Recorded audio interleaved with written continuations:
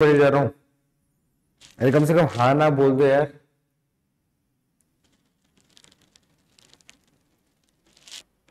Hello hello hello hello hello hello hello. कोई है मेरे अलावा? ठीक,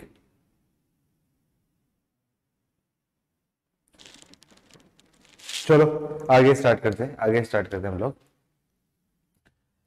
लास्ट टाइम हम लोगों ने क्या किया दिया था, आपका एरिया ऑफ स्टैंडर्ड कर्व देख रहे थे, देन इनइक्वलिटी देख ली थी। ठीक है, उसमें बेस एक आध क्वेश्चन रह गया था, वो मैं करवा देता हूँ अभी आपका question.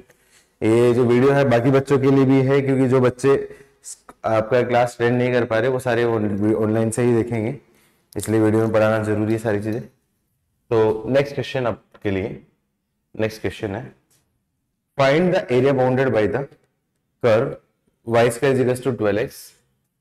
Find the ratio, question change कर रहा हूँ, find the ratio in which area is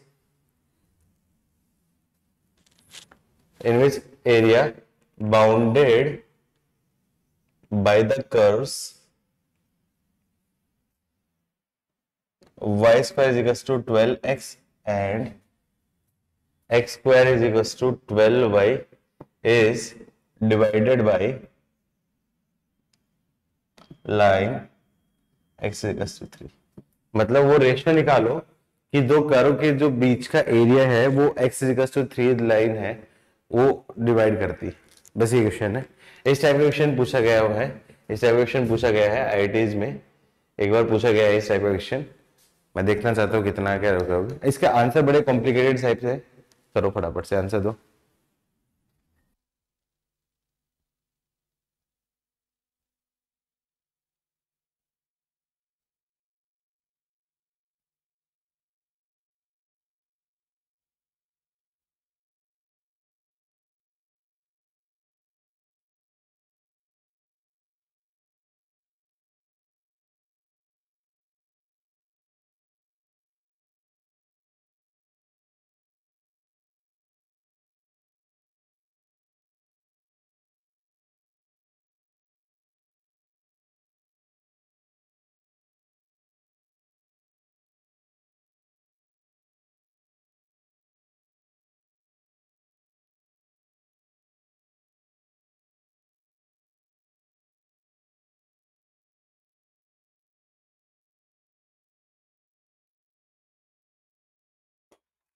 कोई आंसर बच्चों, कोई आंसर?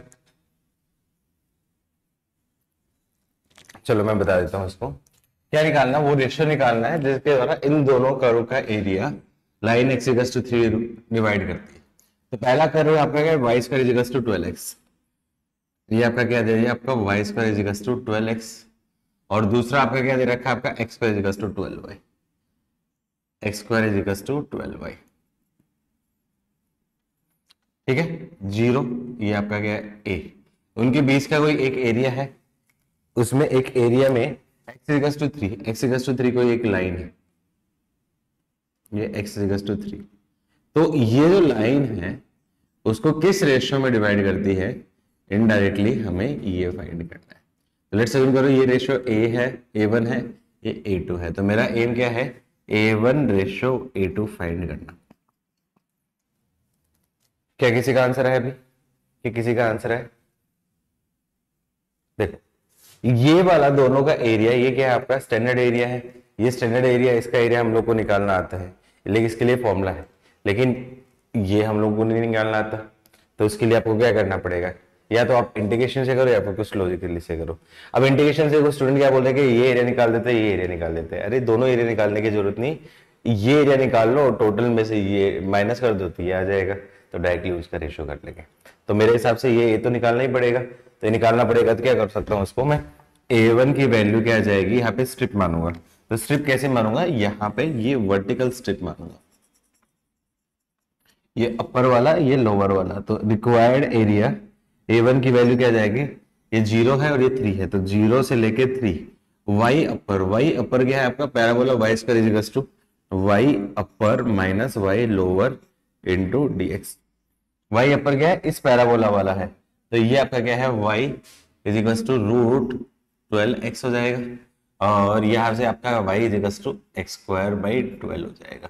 तो इसको बोल सकता हूँ आपका 0 से लेके 3, y अपर का मतलब क्या जाएगा, root of 12x minus x square upon 12 into D x. Root 12 को बोल सकता हूँ आपका 4 इंटू 3, तो क्या जाएगा आपका 2√3। तो इसको मैं क्या करूँ, सिंप्लीफाई करूंगा तो क्या जाएगा, ये बन जाएगा आपका 2√3 और रूट एक्स की पावर 1/2, एक्स की पावर 1/2 का इंटीग्रेशन क्या जाएगा, एक्स की पावर 3/2 डिवाइड बाई 3/2। ये आपका क्या पहला इंटीग्रेशन हो जाएगा 0 से 3 में। सिमिलरली एक्स स्क्वायर बाई 12, तो इसको मैं क्या कर सकता हूँ 1/12 बाहर ले लेता, और क्या जाएगा एक्स क्यूब बाई 3 0 से 3, ये आपका क्या दूसरा इंटीग्रल हो जाएगा। इन दोनों को क्या करूँ मैं, सिंप्लीफाई करूँ, दोनों को सिंप्लीफाई करूंगा तो क्या जाएगा आपका, ये आपका उल्टा जाएगा, तो 4/3 इंटू √3, और ये x की पावर 3/2 मतलब 3 की पावर 3/2 मतलब आपका क्या है 3√3 माइनस 0, और ये क्या जाएगी x की पावर, तो क्या जाएगा आपका, ये जाएगा 3 रखूं,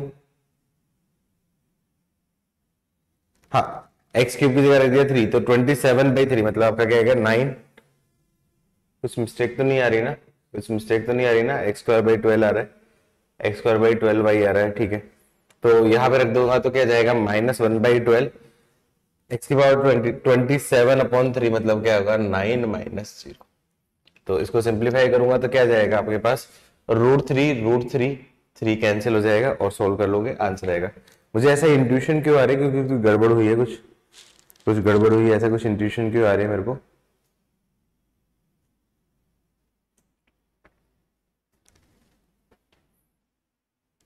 अरे कुछ बोलो तो, अरे कुछ बोलो तो, सो गए हो क्या।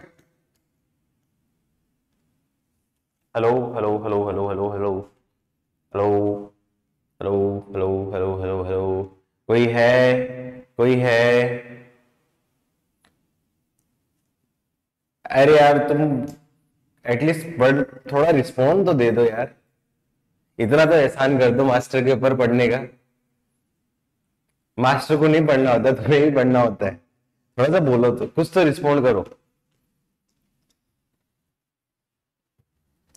दोबारा से देखते हैं, मुझे लगता है शायद कुछ मिस्टेक हुई है इसमें। ठीक है, ये देखो आपका क्या अपर लिमिट है, आपका क्या है y, इसका तो कर दिया अपने, ठीक है।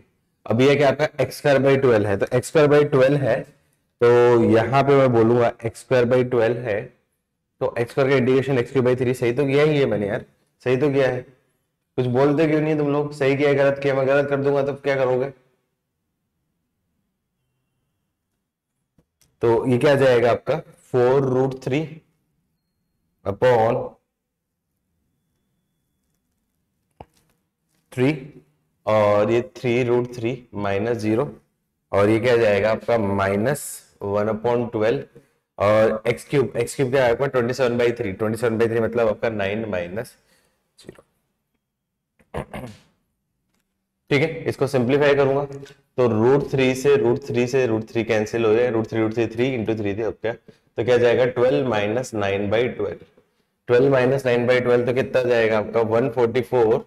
इसको भी सिंप्लीफाई कर सकता हूँ, आपका क्या जाएगा 12 माइनस आपका क्या है 3/4, तो कितना जाएगा, ये बन जाएगा आपका 48 माइनस 3 45/4। ये इसका आपका क्या होगा आंसर आएगा, कि ये आया सबका, सबका यही आंसर आ रहा है क्या, 45/4 ही आ रहा है क्या। ठीक है, सही है, फिर क्यों गड़बड़ कर रहे हो। अब ये पूरा एरिया निकाल सकता हूँ, तो ये मेरे को निकालना पड़ेगा, पॉइंट ऑफ इंटरसेक्शन भी तो निकालना पड़ेगा ना। तो मैं क्या करूँ, 4 पॉइंट ऑफ इंटरसेक्शन दोनों कर को सिंप्लीफाई करूँ। तो पॉइंट ऑफ इंटरसेक्शन के लिए आपका क्या, यहाँ पे देखो y = 12x है और y ये है, तो दोनों कर को सिंप्लीफाई करूँ तो y की जगह रख दिया आपका क्या है एक्स स्क्वायर अपॉन 12, तो होल स्क्वायर इज टू आपका क्या है 12x। तो क्या जाएगा, इसकी वैल्यू क्या जाएगी x की पावर 4/12 का होल स्क्वायर। थोड़ा ध्यान से देखोगे, ये एक से कैंसिल, तो एक्स क्यूब, और ये 12 इधर चला जाएगा, तो x cube is equal to आपका क्या है 12 की होल क्यूब, मतलब एक तो समझ में एक्स इक्वल टू 0 पॉइंट और एक एक्स इक्वल टू 12 पॉइंट। तो ये दूसरा पॉइंट क्या जाएगा 12 है, और 12 पे ये क्या जाएगा 12,12 हो जाएगा। तो ये ओवरऑल एरिया, ये स्टैंडर्ड एरिया है, तो निकाल सकता हूँ टोटल एरिया, ए निकाल सकता हूं, याद है फॉर्मूला 16 AB/3 होता है स्टैंडर्ड एरिया। ए की वैल्यू क्या आ जाएगी 4, ए की वैल्यू क्या आपकी 12 है और 4 बी की वैल्यू भी आपकी क्या है 12 है। तो ए इक्वल्स टू 3 और बी इक्वल्स टू आपका क्या है 3। तो क्या आ जाएगा आपका आंसर 16 × 3 × 3, ये कितना जाएगा आपका 48। तो मैं A2 निकाल सकता हूं। तो A2 की वैल्यू क्या आ जाएगी आपकी A-A1। तो 48 माइनस 45/4, 48 माइनस 45/4, 48 इंटू आपका क्या 4, 96 मतलब 192 माइनस 45/4 मतलब आपका क्या जाएगा 147/4।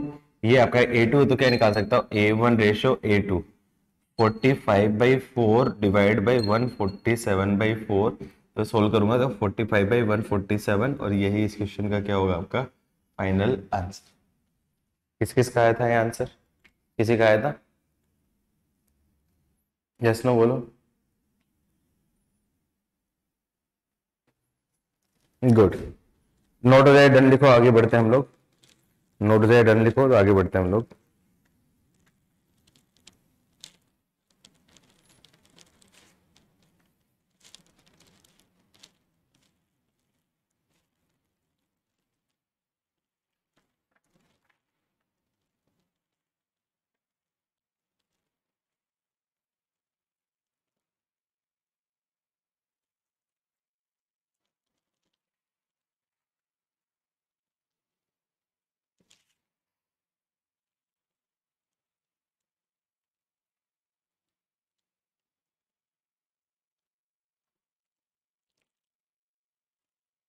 चलो एक थोड़ा सा टफ क्वेश्चन मैं होमवर्क दे रहा हूँ, थोड़ा सा अच्छा क्वेश्चन है ये, इसमें आपको टाइम लगेगा काफी, इसलिए मैं इसको होमवर्क दे रहा हूँ।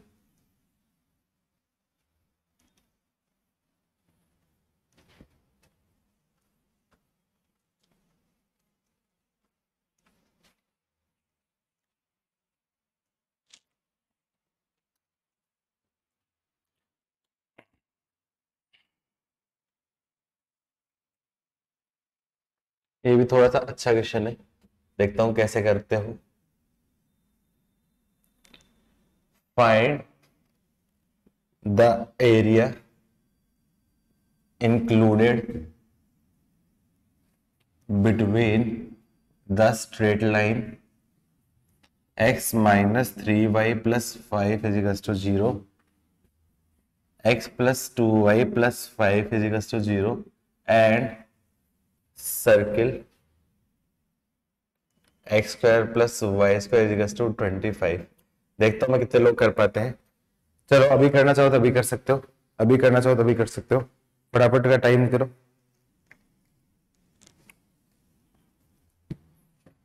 थोड़ा सा लॉजिकल हो जाएगा सोचना।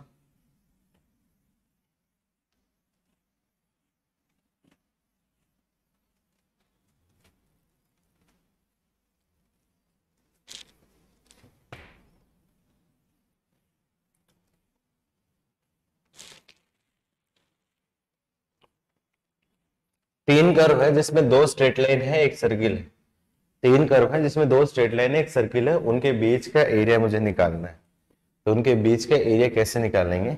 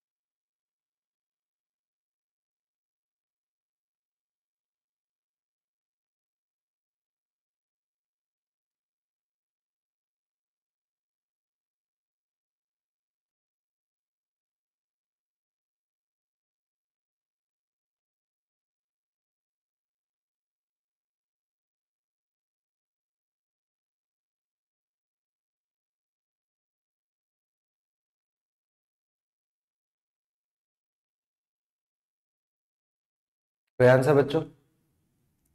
देखते हैं क्या करते हैं। सबसे पहले ये देखते हैं दो लाइन और इस कर्व।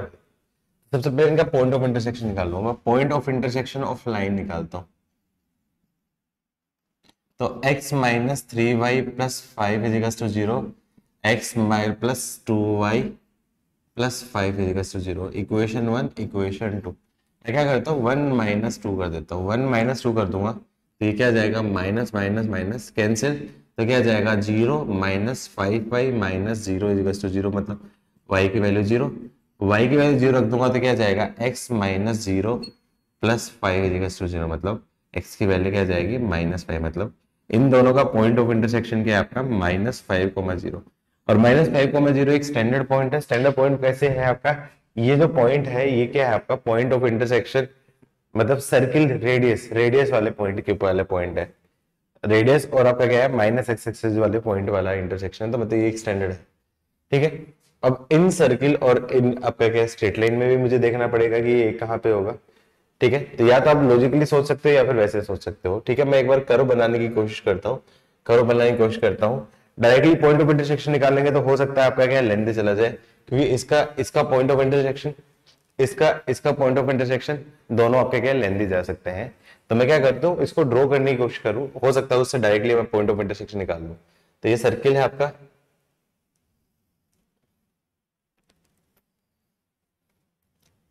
ये सर्किल की इक्वेशन क्या दे रखी है आपकी, x square plus y square equals to 5।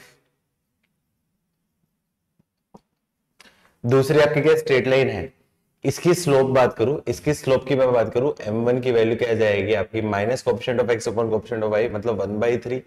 और इसकी स्लोप की बात करूं, m2 की वैल्यू क्या है minus coefficient of x upon coefficient of y, मतलब -1/2। मतलब स्लोप 1/3, मतलब ये एक लाइन तो कुछ ऐसी होगी और दूसरी लाइन कुछ ऐसी होगी। ठीक है, ये पॉइंट ऑफ इंटरसेक्शन ए हो गया आपका -5, आपका 0। मैं चाहूँ तो इन दोनों के बीच का एंगल निकाल सकता हूँ। ये दो पॉइंट पे इंटरसेक्ट करेंगे, आपका क्या है, एक पॉइंट बी हो गया, एक पॉइंट आपका क्या होगा सी हो गया। पॉइंट ऑफ इंटरसेक्शन क्यों होगा उसका रीजन मैं बताता हूँ। ये जो स्लोप है 1/2 और 1/3 कंपेरेटिवली थोड़ी सी छोटी है, छोटी है मतलब ये आपका क्या है, ये डेफिनेटली कट करके निकलेगी, डेफिनेटली कट करके निकलेगी, ये चीज है। क्योंकि सर्किल ऊपर जा रहा है तो मतलब ये स्लोप कम है तो डेफिनेटली कट करेगी, यहाँ पे भी कट करेगी, यहाँ पे भी कट करेगी। तो क्या करूंगा, ये पॉइंट ऑफ इंटरसेक्शन निकालने के लिए या तो कुछ लॉजिक लगा लो या फिर आप और कोई कंसेप्ट निकाल सकते हो। इसकी स्लोप दे रखी है, इसकी स्लोप दे रखी है, तो कुछ ऐसा कंसेप्ट लगा सकते हो जिससे हम लोग आंसर निकाल सके। बताओ क्या कंसेप्ट लगाएंगे, जल्दी से बता दो।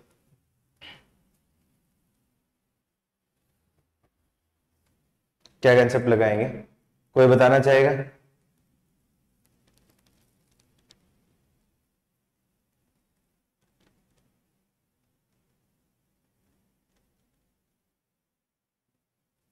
कोई बताना चाहेगा कैसे निकालेंगे?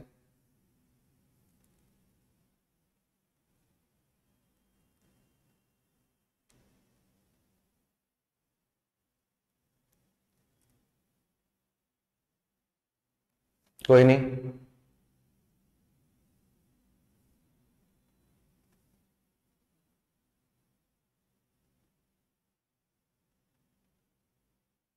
बहुत सारे तरीके हैं, सर्किल में पढ़ा था।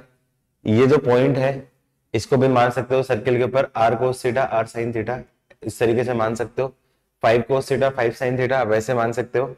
ठीक है, तो थीटा आपके पास पता है, थीटा आपके पास स्लोप दे रखी है, इसकी स्लोप दे रखी है, तो उससे ये पॉइंट निकल जाएगा। सिमिलरली ये पॉइंट अपने का निकल जाएगा। या फिर डायरेक्टली इसकी इक्वेशन को मैं सोल्व कर सकता हूँ, लेकिन वो आपका कंपेरेटिवली थोड़ा सा लेंदी जाएगा, वो कंपेरेटिवली लेंदी जाएगा। तो बेटर कौन सा है, हम लोग इसका स्लोप का कंसेप्ट यूज कर सकते हैं। स्लोप का कंसेप्ट यूज करके अपन निकाल सकते हैं। तुम्हारे जैसे भी अच्छा लगे उसके हिसाब से कर सकते हो, स्लोप के कंसेप्ट से कर सकते हो या फिर डायरेक्टली पॉइंट ऑफ इंटरसेक्शन से निकाल सकते हो। ठीक है, तो ये आपके क्या दोनों पॉइंट ऑफ इंटरसेक्शन आपको निकालने हैं। पॉइंट ऑफ इंटरसेक्शन यहाँ पे बी एंड सी निकालने हैं। किसी ने निकाले हैं तो आंसर क्या है अनुष्का, क्या क्या क्या पॉइंट है यहाँ पे बताओ, बी और सी पॉइंट ऑफ इंटरसेक्शन क्या है, जल्दी से बताओ अनुष्का, जल्दी से बताओ बी और सी पॉइंट ऑफ इंटरसेक्शन क्या है।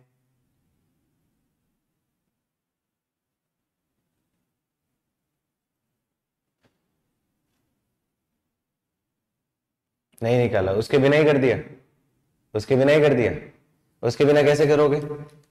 रिक्वायर्ड एरिया तो ये है पूरा पूरा। गलत है इसका मतलब तुम्हारा आंसर कहीं कहीं, क्योंकि उसके बिना करोगे तो उसके बिना आप करोगे तो आपको ये नहीं पता नहीं पॉइंट ऑफ इंटरसेक्शन कैसे है। ये इसके बीच में एक स्ट्रिप से काम नहीं चलेगा, ये एक स्ट्रिप यहां रहेगी और जहां से यहां तक होगी, जरूरी नहीं कि सिमेट्री है, मान लो जरूरत नहीं है यहाँ पे, ये कर्व भी आ रहा है, तो अब डायरेक्टली बिना पॉइंट ऑफ इंटरसेक्शन निकाले नहीं कर सकते हो, बिना पॉइंट ऑफ इंटरसेक्शन निकाले नहीं कर सकते हो, गलत आंसर है। जिसने पॉइंट ऑफ इंटरसेक्शन निकाले बिना किया उसका आंसर गलत है, बिल्कुल गलत आंसर है। क्योंकि सिमेट्री होता है, मतलब तब तो होता है सिमेट्री जब स्लोप सेम होता है, स्लोप सेम है नहीं तो आपको नहीं पता कि कौन सी। वैसे ये 1/3 छोटी है तो ये आपका क्या कंपेरेटिवली पहले आएगा, तो यहां से यहां तक जाएगा, फिर उसके बाद स्ट्रिप 3 स्ट्रिप माननी पड़ेंगे उसमें, तो बिना पॉइंट ऑफ इंटरसेक्शन नहीं निकलेगा। तो जो भी आपका आंसर है बिना पॉइंट ऑफ इंटरसेक्शन निकाला वो आपका गलत है।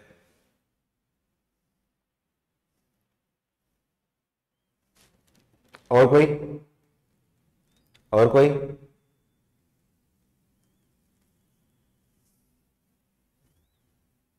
ठीक है, पॉइंट ऑफ इंटरसेक्शन निकालना इस क्वेश्चन का सबसे आसान काम है, उसके बाद आपका डिफिकल्ट बनता है। तो मैं क्या करूं, पॉइंट ऑफ इंटरसेक्शन निकालूंगा, मैं चेक करूं कि इक्वेशन को सोल्व करूं या फिर स्लोप वाले कंसेप्ट से निकाल लूंगा। तो पॉइंट ऑफ इंटरसेक्शन डायरेक्टली क्या आ जाएगा आपका, बी के कोऑर्डिनेट आई थिंक आएंगे 4,3 एंड सी के कोऑर्डिनेट क्या आ जाएंगे आपके, आई थिंक मेरे पास है पॉइंट ऑफ इंटरसेक्शन 3,-4, ये दो पॉइंट ऑफ इंटरसेक्शन आएंगे 4,3 और 3,-4।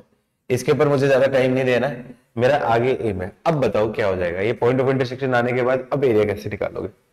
अब एरिया कैसे निकालोगे? पॉइंट ऑफ इंटरसेक्शन आना तो एक छोटा सा पार्ट था, लेकिन एरिया तो बाद में निकलेगा ना, कैसे निकलोगे बताओ?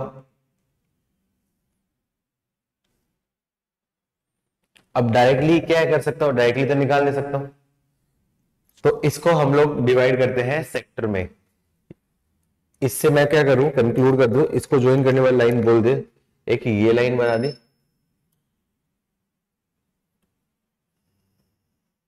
एक ये लाइन, एक ये लाइन, एक ये लाइन। तो एक तो ये रीजन हो जाएगा, एक ये रीजन हो जाएगा, और एक आपका क्या होगा। अब देखो ये एक ट्राइंगल है, ये एक ट्राइंगल है, और ये पूरा एक सेक्टर है, ये ट्राइंगल है, ये ट्राइंगल, ये पूरा आपका क्या सेक्टर है। इस सेक्टर का तो एरिया अपन डायरेक्टली निकाल सकता हूँ θ/360πr², लेकिन ये सेक्टर नहीं है, सेक्टर माइनस ये सेगमेंट है। याद है 10th क्लास में पढ़ा होगा, 10th क्लास में तुम लोगों ने पढ़ा था ये वाला तरीका, 10th क्लास, ये आर है, ये आर है, तो ये जो एरिया है, एरिया 10th क्लास में पढ़ा था ना तुम लोगों ने, याद है इसका क्या फॉर्मूला होता था, क्या फॉर्मूला होता था जल्दी से बताओ? इसका area, area of sector minus this, area of sector minus this. ये मैं क्यों कर रहा हूं, क्योंकि ये स्टैंडर्ड था आपका कर रहा था। इसका याद हो तो क्या आंसर होता है, ये एंगल थीटा है तो इसका आंसर क्या होता था, याद है किसी को? नहीं याद। इसका एरिया क्या बनता था, ए की वैल्यू क्या आ जाएगी, r² sin θ/2, यही बनता था 1/2 r² sin θ, sorry 1/2 r² sin θ। याद है, ऐसा पढ़ा था तुम लोगों ने? अरे याद है कि नहीं याद है?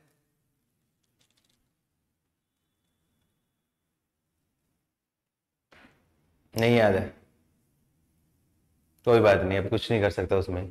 तो मैं क्या बोल सकता हूँ यहाँ पे, रिक्वायर्ड एरिया, मैं बोल सकता हूं area of sector BOC plus area of triangle, कोई बात नहीं ऐसा नहीं कर सकता, तो area of triangle AOB plus area of triangle AOC, इससे तो निकाल सकते हो। यदि याद है तो फिर डायरेक्टली कर सकते हो, नहीं याद है तो फिर एरिया ऑफ ट्राइंगल का फॉर्मूला, एक कोऑर्डिनेट तो 0 0 है, एक कोऑर्डिनेट तो 0 0 है, तो एरिया ऑफ ट्राइंगल वाला फॉर्मूला लगा के आप आंसर निकाल सकते हो। ठीक है, अब एरिया ऑफ सेक्टर निकालने के लिए ये एंगल भी निकालना पड़ेगा, तो ये एंगल कैसे निकालूंगा, ये एंगल कैसे निकालूंगा, कैसे निकालूंगा जल्दी से बताओ?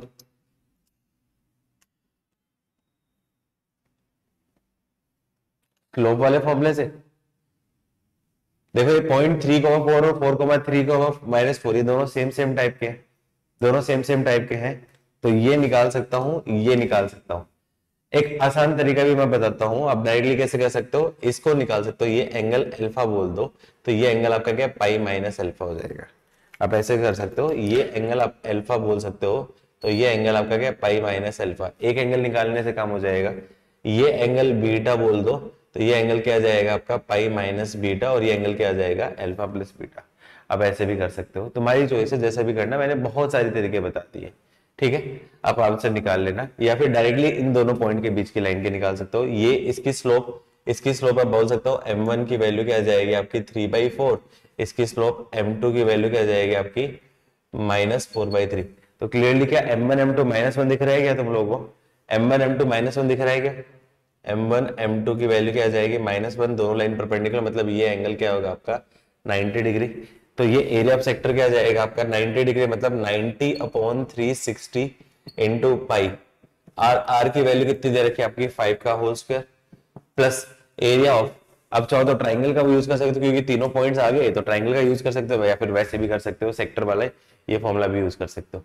लेकिन इसके लिए आपको ये फॉर्मूला लगाना पड़ेगा, ये निकालना पड़ेगा कि ये कहाँ है, तो इसके लिए स्लोप निकालनी पड़ेगी। तो बेटर है कि आप या तो ये फॉर्मूला याद है तो फिर डायरेक्टली कर सकते हो, लेकिन फॉर्मूला याद नहीं तो फिर हाफ ऑफ ट्राइंगल का एरिया के लिए आपका क्या है 0, 0, 1 -5 0, 1 4 3 और 1 प्लस हाफ ऑफ इस ट्राइंगल का एरिया क्या आ जाएगा आपका 0, 0, 1 और 3 -4 1 0, 0, 1 3 -4 1 और -5 0 1। सोल्व कर लेना, आंसर आ जाएगा। तो मैंने बोला था जितना आसान लग रहा है उतना आसान क्वेश्चन नहीं है, ये एक टफ क्वेश्चन में से कंसिडर होता है। टफ क्वेश्चन क्यों कंसिडर होता है, क्योंकि यहाँ पे कई चीज रिक्वायर्ड रहेगी। पहले आपका क्या सर्किल दे रखा है, स्ट्रेट लाइन दे रखी है, दोनों आपके अलग अलग दे रखी है, उसके बाद भी सेक्टर और सेगमेंट दोनों टाइप के कुछ ऐसा बनते हैं, तो उस वजह से कंपेरेटिवली टफ जा रहा है, क्योंकि इसमें स्टैंडर्ड वाला नहीं लग पा रहा है, उतना स्टैंडर्ड वाला उतना नहीं लग पा रहा है। ये बात समझ रहे, स्ट्रिप मारने से जाओगे तो ये बहुत लेंदी जाएगा। तो ये एक्चुअली विदाउट एरिया की हेल्प से अब निकालने वाला हुआ है, ये आपके एक तरीके से कोऑर्डिनेट ज्योमेट्री का क्वेश्चन हो गया, एरिया का क्वेश्चन नहीं रहा आपका, इसलिए टप चला गया आपका। आया समझ में, कर लोगे, ठीक है। ट्राई करना, आंसर मुझे बताना, ट्राई करना, आंसर मुझे बताना क्या रहेगा। नेक्स्ट क्लास में मैं डिस्कस करूंगा आंसर।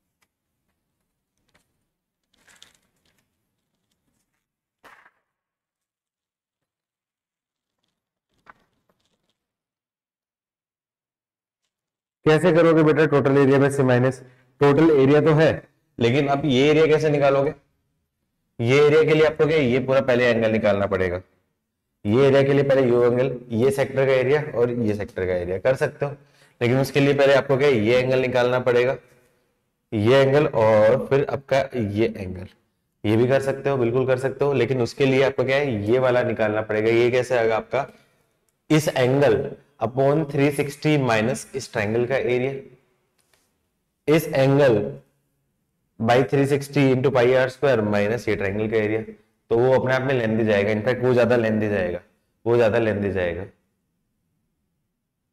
कर सकते हैं लेकिन इससे लेंदी जाएगा शायद।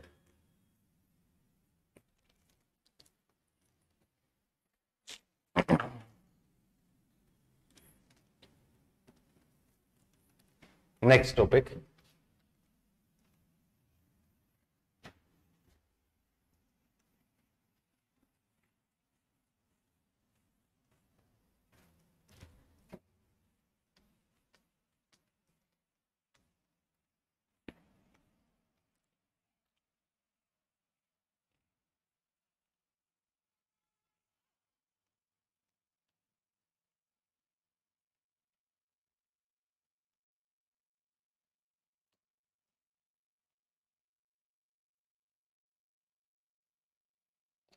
Next topic area of inverse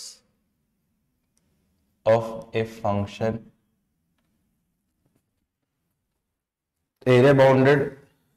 area bounded by inverse function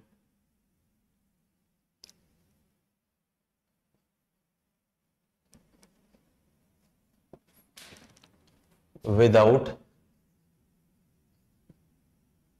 finding inverse. Area bounded by inverse function without finding inverse.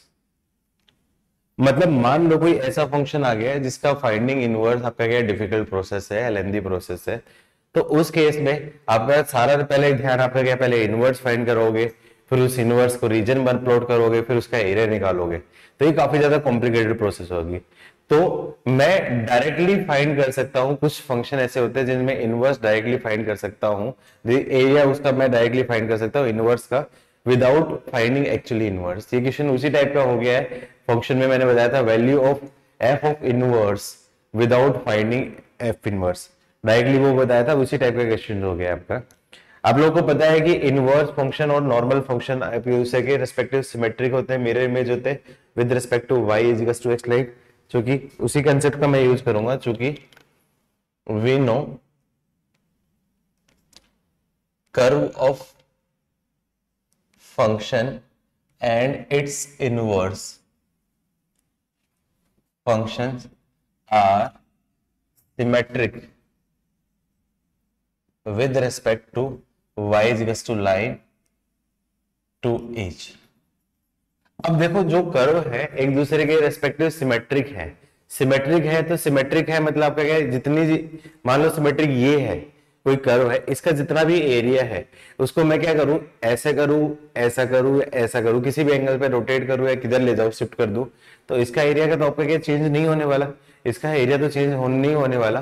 तो इसका मतलब ये हो गया कि मुझे कोई फंक्शन है, फंक्शन दे रखा है और उसके इनवर्स द्वारा कोई रीजन आपको निकालना है, तो मैं उसका इनवर्स क्यों निकालूं, क्योंकि उस फंक्शन का एरिया और उसके इनवर्स का एरिया दोनों लिमिट में आपका क्या सेम होता है, तो मैं डायरेक्टली वो निकाल सकता हूं, उस फंक्शन द्वारा एरिया निकाल सकता हूं।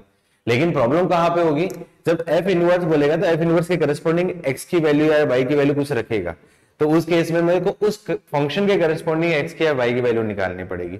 यहाँ पे आपका क्या दिक्कत आएगा, ठीक है। तो कैसे होगा मैं लॉजिकली एक्सप्लेन कर देता हूं। जैसे आपको पता है कि ये कंडीशन होती है कि फंक्शन और उसके इनवर्स फंक्शन का जो एरिया है y equals to x line के रेस्पेक्टिव सिमेट्रिक होता है। तो लेट्स अज्यूम करो ये y equals to x line है,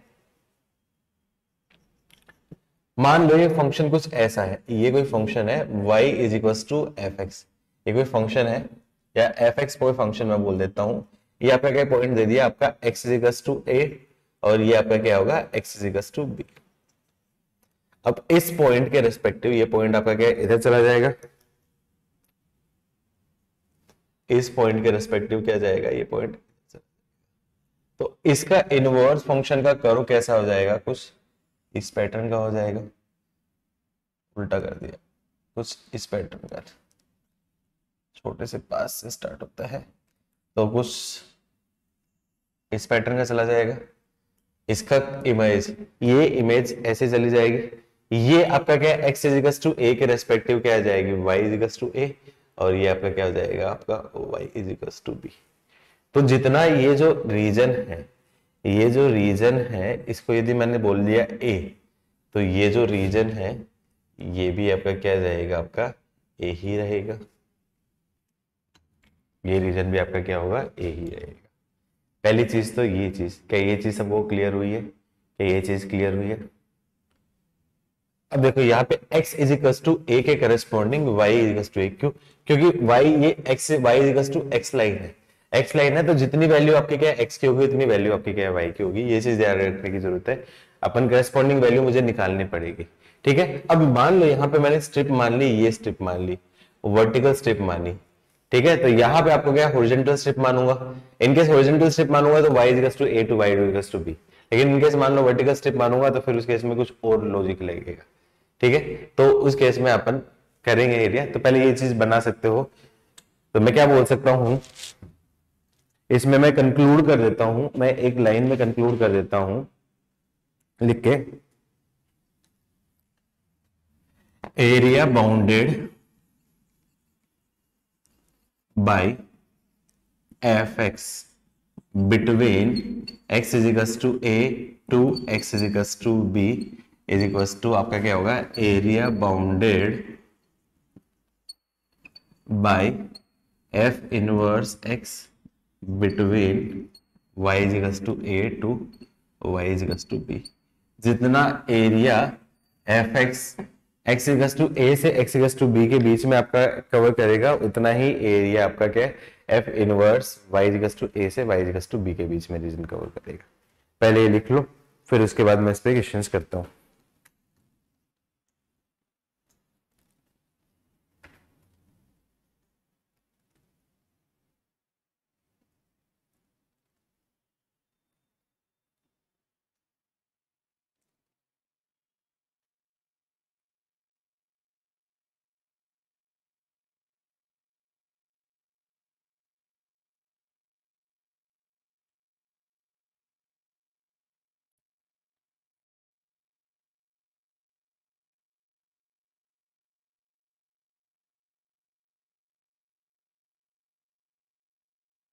लिख लिया यहां तक?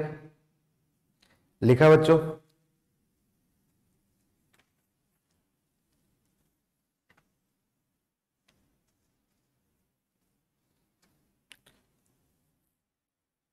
ठीक है, इस चीज को मैं एक्सप्लेन करता हूं एक एग्जांपल की हेल्प से।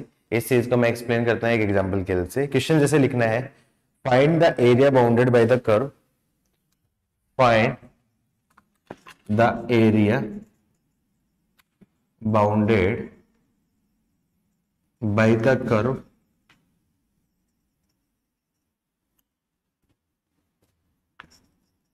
y is equals to tan inverse x and y is equals to cot inverse x। एक ये क्वेश्चन है। दूसरा क्वेश्चन क्या है आपका, find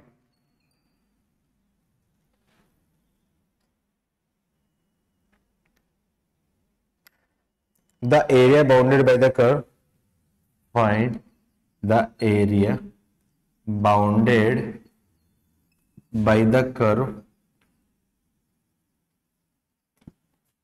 y is equals to tan x and y is equals to cot x in first quadrant।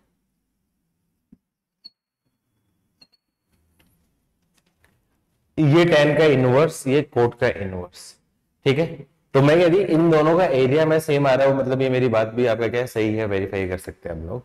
ठीक है, तो आप इन दोनों का जब एरिया निकालोगे तो इसका एरिया जो भी बनेगा वो आपका क्या है, ln2 आ रहा है, और इसका एरिया भी आपका क्या है, ln2 ही आएगा। तो मतलब ये दोनों एरिया क्या होंगे आपके, सेम आएंगे। ये दोनों एरिया आपके क्या है, सेम आएंगे। इसका मतलब ये बात अपनी क्लियर होगी। इसलिए मैं क्या कंक्लूड कर सकता हूं, जब मुझे इनवर्स फंक्शन का निकालना है तो उस केस में इनवर्स का डिफरेंशिएशन इंटीग्रेशन करना कंपैरेटिवली लेंथी होता है। तो मैं क्या करूं, उसको करस्पॉन्डिंग आपका नॉर्मल फंक्शन में कन्वर्ट करके मैं आंसर दे सकता हूं। कैसे आंसर है, सेम आंसर, उसके पीछे मैं लॉजिक एक्सप्लेन कर देता हूं कि देखो tan x आपका कुछ ऐसा होता है, cot x आपका कुछ ऐसा होता है, और ये एरिया निकालना है। तो ये आपका क्या है, 0, ये आपका क्या है, कोई पॉइंट होगा π/4, और ये आपका क्या है, π/2। तो इनडायरेक्टली आपका क्या है, ये एरिया आपको क्या निकालना है। एंड एक्स एक्सिस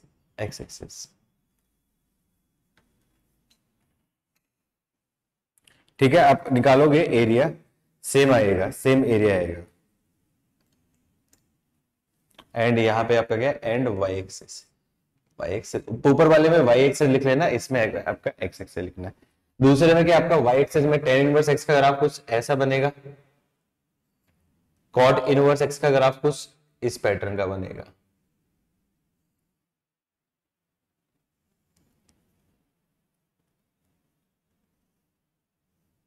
तो y एक्सिस के रिस्पेक्टिव ये एरिया, ये क्या दोनों सेम ही है, क्या दोनों सेम दिख रहे कि नहीं दिख रहे, सेम दिख रहे कि नहीं दिख रहे। ये आपका पॉइंट क्या हो जाएगा, आपका π/4 सेम दिख रहे हैं, मतलब एरिया आपका क्या है, सेम आएगा। तो आप निकाल सकते हो। इसका एरिया निकालना है तो इसके एरिया के लिए आप इसके करस्पॉन्डिंग एरिया में कन्वर्ट कर देना, आंसर आ जाएगा। अरे हाँ ना, कुछ तो बोलो, सो गए हो क्या?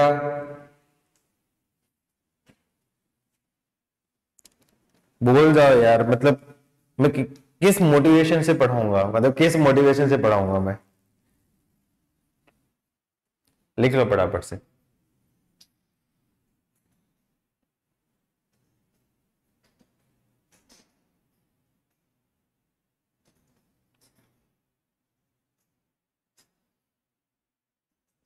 डन? लिख लिया तो डन लिखो, आगे बढ़ेंगे।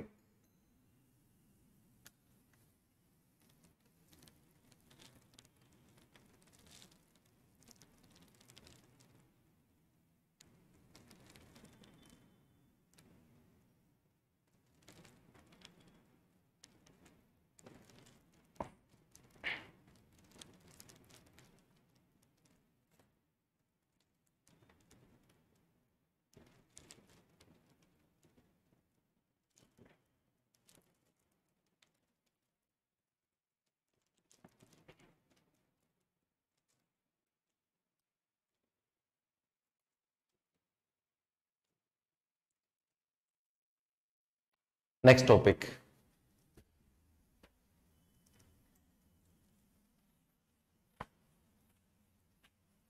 छोटे छोटे टॉपिक्स हैं, छोटे छोटे टॉपिक्स हैं, एक एक क्वेश्चंस मैं करवा देता हूं। वैसे इन टॉपिक से क्वेश्चन आने के चांसेस कम ही है, फिर भी अपन कर लेते हैं, क्या पता क्वेश्चन कहीं से भी आ सकता है।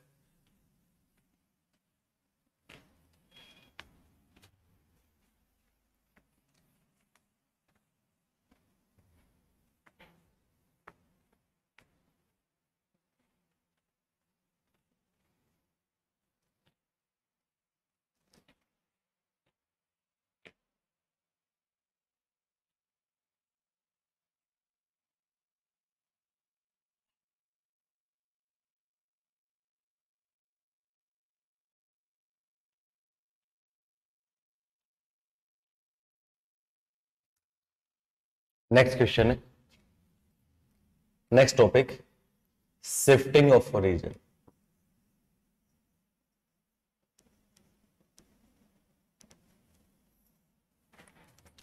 शिफ्टिंग ऑफ ओरिजिन क्या बोलता है? शिफ्टिंग ऑफ ओरिजिन पढ़ा है आप लोगों ने, ज्योमेट्री में पढ़ा था शिफ्टिंग ऑफ ओरिजिन। अब आपको पता है कि एरिया, एरिया जो होता है वो किसी भी कोऑर्डिनेट सिस्टम में उसकी पोजीशन के ऊपर डिपेंड नहीं करता है। कोई भी क्वांटिटी है, कोई भी चीज है, उसका एरिया जहां पे होगा वो रहेगा, सेम ही रहेगा, भले उसको कहीं भी लेके जाओ। मान लो ये कोई सर्किल है, ये कोई सर्किल है, इसका जो एरिया, मान लो यहाँ पे एरिया है, मैं इसको यहाँ पे ले जाऊंगा, सेम डायमेंशन चेंज करने नहीं करूंगा, उसका एरिया यही रहेगा। यहाँ पे लाऊंगा तो भी ये आपका एरिया क्या रहेगा, आपका सेम रहेगा। मतलब एरिया जो है वो डिपेंड नहीं करता उसकी पोजीशन पे, डिपेंड नहीं करता उसकी पोजीशन पे, ठीक है। तो कई बार क्या होता है, जो है ओरिजिन का शिफ्ट करना या ओरिजिन पे शिफ्ट करना, वो आपका क्या बेनिफिशियल हो जाता है कैलकुलेशन करने में। जैसे मान लो आपका क्या सर्किल दे दिया, जैसे सर्किल ही दे दिया, वो सर्किल में तो वो निकालने की जरूरत नहीं क्योंकि सर्किल का तो एरिया आप लोगों को स्टैंडर्ड पता है। लेकिन मान लो कोई ऐसा कर्व दे दिया कि ये इलिप्स ऐसा दे दिया, इलिप्स का भी मुझे पता है कि स्टैंडर्ड कर्व है, लेकिन मान लो कोई ऐसा दे दिया, जैसे अज्यूम करो ये एरिया है। अब क्या मान लिया मुझे, ये जो इलिप्स है इसका एरिया मुझे निकालना है, और ये क्या है आपका रिड्यूसिबल टू स्टैंडर्ड टाइप की इक्वेशन है, रिड्यूसिबल टू स्टैंडर्ड टाइप की इक्वेशन है। तो मैं क्या करूं, स्टैंडर्ड टाइप की इक्वेशन को रिड्यूस करके इसका जो सेंटर है h, k से मैं यहाँ पे क्या आपका 0,0 पे शिफ्ट कर दूंगा। तो उससे कंपेरेटिवली मान लो मुझे इंटीग्रेट करना हो या कुछ और करना हो तो वो निकालना मेरे लिए कंपेरेटिवली आसान हो जाएगा। या फिर हो सकता है कोई स्टैंडर्ड वाला टाइप में कुछ कन्वर्ट हो जाएगा। मान लो या दो पैराबोला कट कर रहे हैं, तो एक पैराबोला ऐसा है और दूसरा पैराबोला कुछ ऐसा कट कर रहा है। अब देखो यहाँ पे इन दोनों के बीच का एरिया निकालना है, तो इन दोनों के एरिया के निकालने के लिए स्ट्रिप मारनी पड़ेगी। स्ट्रिप मान करके मेरे को एरिया निकालना कंपैरेटिवली लेंथी होगा। तो मैं क्या करता हूं, इन दोनों का वर्टेक्स यदि कॉमन है तो इसके वर्टेक्स को मैं यहाँ पे शिफ्ट कर दूं, इसके वर्टेक्स को यहाँ पे शिफ्ट कर दो, तो पैराबोला कुछ इस पैटर्न का आ जाएगा। और उस केस में जो एरिया निकालते हैं, ये जो एरिया, इसके लिए मुझे स्टैंडर्ड रिजल्ट पता ही है, तो स्टैंडर्ड रिजल्ट पता है तो मैं इन स्टैंडर्ड रिजल्ट का यूज करके मैं एरिया निकाल लेता हूँ। तो कई बार शिफ्टिंग ऑफ ओरिजिन आपके लिए काफी ज्यादा बेनिफिशियल हो सकती है कैलकुलेशन को कम करने के लिए। लेकिन ये कब होता है, जब कोई स्टैंडर्ड टाइप या रिड्यूसिबल टू स्टैंडर्ड टाइप का रिजल्ट टाइप वाला कोई कर्व बने और जिसमें अपन सोच पाए। कंसेप्ट समझ में आया बच्चा सबको? अरे हाँ ना, कुछ तो बोलो।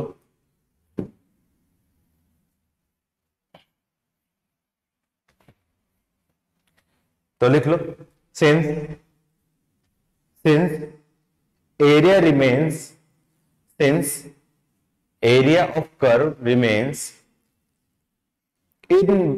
invariant even if the coordinate axes are shifted. Since the area of curve remains invariant if the coordinate axes are shifted. Since the area of curve remains invariant if the coordinate axes are shifted, hence shifting of origin in some cases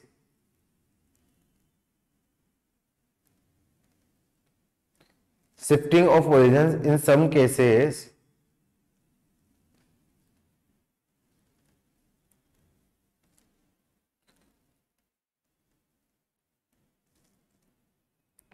may be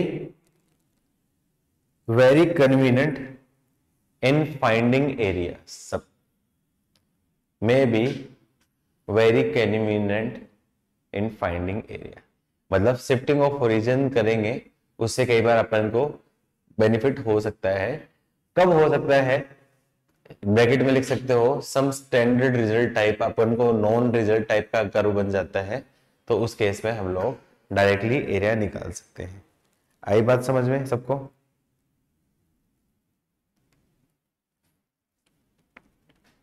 ठीक है, question लिखो, question लिखो। Find the area enclose by the parabola. Question है आपका, find the area enclosed by the parabola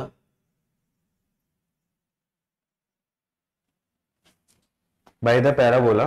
parabola की equation क्या दे रखी है, मैं लिख लेता हूं, y square minus 2y plus 4x plus 5, y square is equal to 2y minus 4x minus 5, y square is equal to 2y minus 4x plus 5 and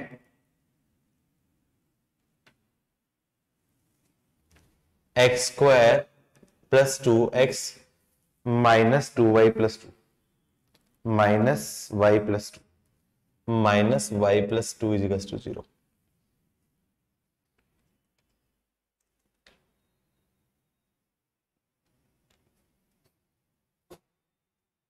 हाँ, यही करो।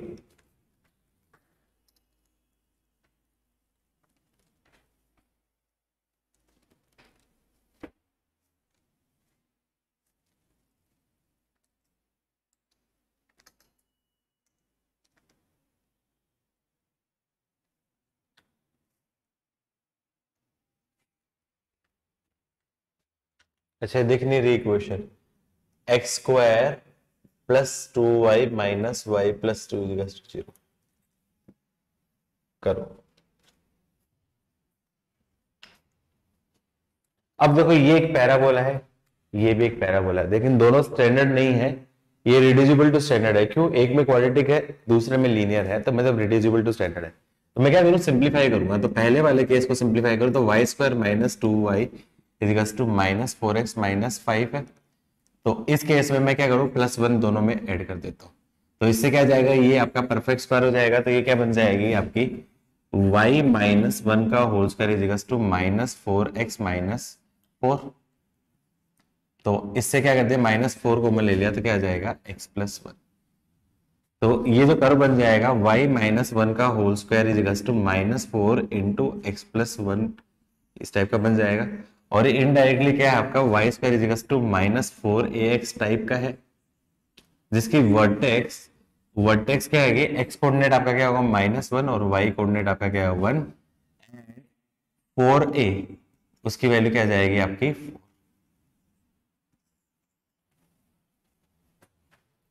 ये पहले का आपका हो गया। दूसरा टाइप का जो पैराबोला है आपका क्या है, एक्स स्क्वायर प्लस 2x है, sorry x square plus 2x था, एक्स स्क्वायर प्लस 2x है। करेक्शन था वहां पे, मैंने शायद पहले 2x ही लिखा था, ये दोबारा गलती लिख दी थी। तो एक्स स्क्वायर प्लस 2x, इसको मैं ले जाऊंगा तो क्या जाएगा आपका y माइनस 2। अब दोनों तरफ क्या कर दे, मुझे सेम लगाना है, तो स्क्वायर बनाने के लिए +1 +1, तो ये क्या चीज हो जाएगी आपकी, x+1 का whole square is equal to y minus 1। तो ये पैराबोला किस टाइप का हो गया आपका, x square is equal to 4ay type का हो गया, जिसकी वर्टेक्स है, वर्टेक्स देखूंगा तो x coordinate -1, y coordinate 1, and 4b की वैल्यू क्या जाएगी आपकी 1। अब इन दोनों कर्व को मैं ड्रॉ करूं तो लकीली देखूंगा तो लकीली दोनों की वर्टेक्स क्या आपके सेम है, दोनों की वर्टेक्स सेम है, तो मतलब मैं इस केस में दोनों की वर्टेक्स सेम देखूं तो x कोऑर्डिनेट आपका क्या -1 और y कोऑर्डिनेट 1, मतलब कौन से क्वाड्रेंट में है आपका, सेकंड क्वाड्रेंट में। सेकंड क्वाड्रेंट में मतलब इसका कर्व कुछ बनाऊंगा तो आपका क्या है -1,1, -1,1 कोई पॉइंट ये है।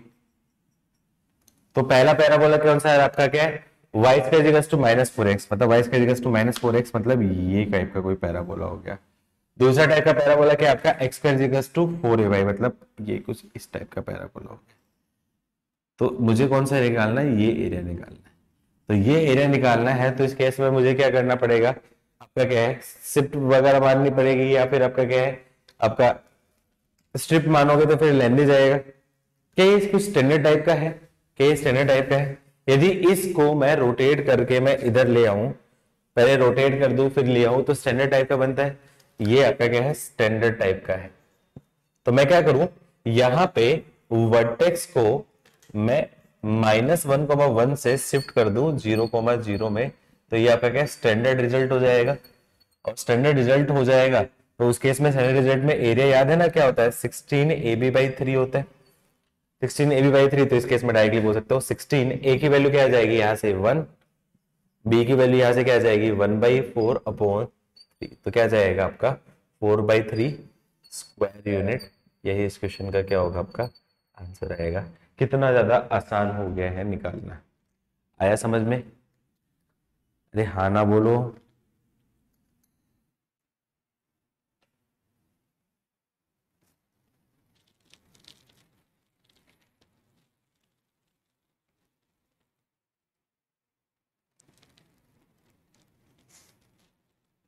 लिख लो पॉइंट को, जल्दी से लिखो।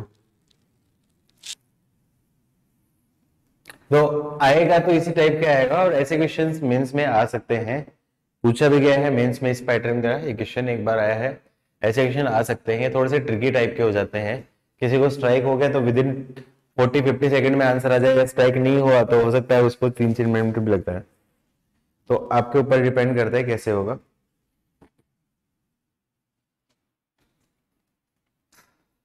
लिख लिया तो डन, लिखो, आगे बढ़ते हैं हम लोग।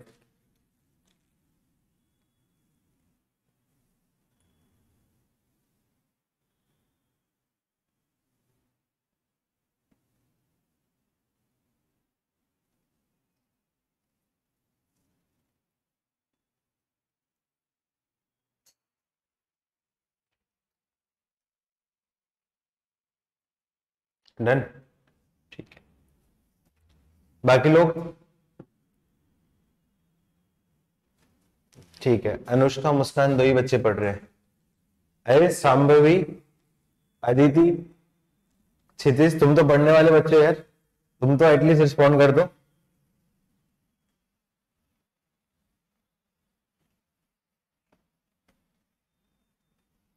अनुष्का कुछ पूछना चाह रही हो तुम। अदिति स्कूल में है तो यहाँ पे अदिति।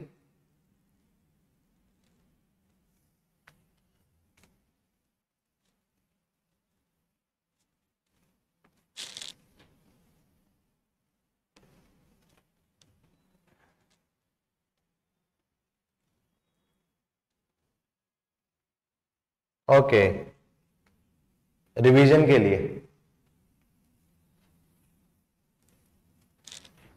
ठीक है।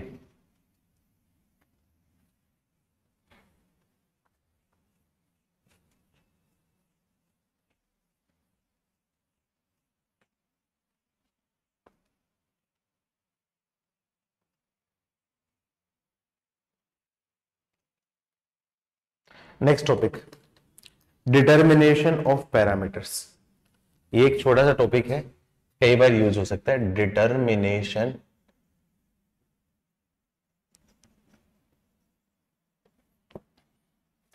Parameters using area. Determination of parameters using area. अब कई बार कैसे क्वेश्चन पूछा जाता है कि मान लो कोई कर्व दे दिया, अब उसका एरिया दे रखा है बिटवीन एक लिमिट से दूसरे लिमिट में। अब वो क्या करता है, एक लिमिट वेरिएबल दे देता है और कर्व दे देता है और एरिया दे देता है। तो क्या निकालो कि एक लिमिट निकालो, अपर लिमिट या लोअर लिमिट, वो निकालो। तो इस टाइप का क्वेश्चन आपका क्या, determination of parameter using area हो गया। तो ऐसे केस में आपको क्या करना है, थोड़ा सा मैनिपुलेशन करना पड़ेगा, उसके हिसाब से आपका क्या आंसर, कुछ नहीं करना, उसको कोई पॉइंट सी मान लो या कुछ ऐसा मान के आपका क्या कोई पॉइंट निकाल के सोल्व करना पड़ेगा। क्वेश्चन की हेल्प से करेंगे ज्यादा बेटर रहेगा आपका। ठीक है, क्वेश्चन लिख लो। Find the value of C, find the value of C, मैं लिख देता हूं question, find the value of C for which, find the value of C for which the area bounded by the curves, for which the area bounded by the curves y is equals to 4 upon x square, y is equals to 4 upon x square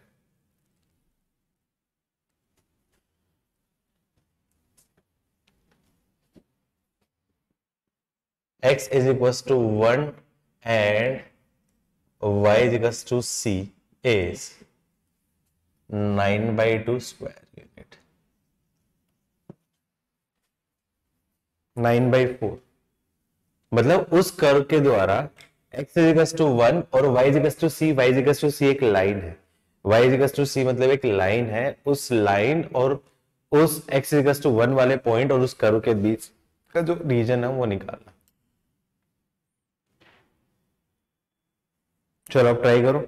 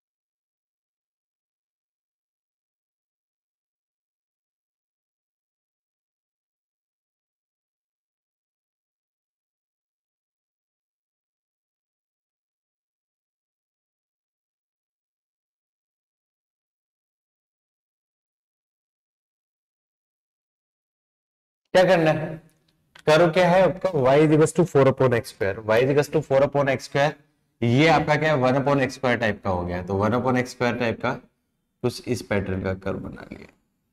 ये आपका y is equals to 4 upon x square है, between x is equals to 1, x is equals to 1 कोई point है और y is equals to c। अब y is equals to c आपको नहीं पता है, तो y is equals to c को एक लाइन है, ये मैंने मान ली y is equals to c एक लाइन है।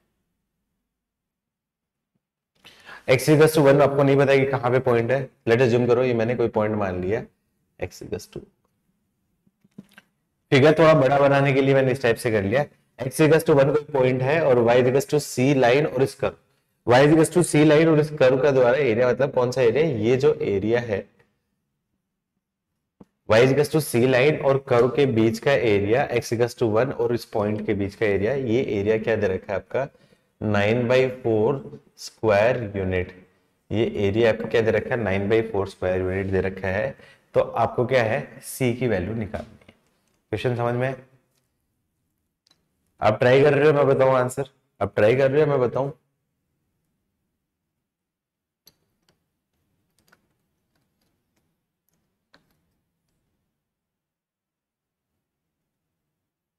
ठीक है, ट्राई कर रहे हो। देखो स्ट्रिप माननी है। अब स्ट्रिप कैसे मान सकते हो, हॉरिजॉन्टल स्ट्रिप भी मान सकते हो, वर्टिकल भी मान सकते हो। बेटर क्या आपका, क्या वर्टिकल मानो, क्योंकि एक लिमिट तो दे रखी है। तो वर्टिकल स्ट्रिप मैं मानूंगा, तो ये एक वर्टिकल स्ट्रिप मान ली। तो एक्स की एक अपर लिमिट तो आ गई, लेकिन एक्स की लोअर लिमिट नहीं है, तो एक्स की लोअर लिमिट निकालनी पड़ेगी। तो एक्स की लोअर लिमिट निकालने के लिए पॉइंट निकालना पड़ेगा ए।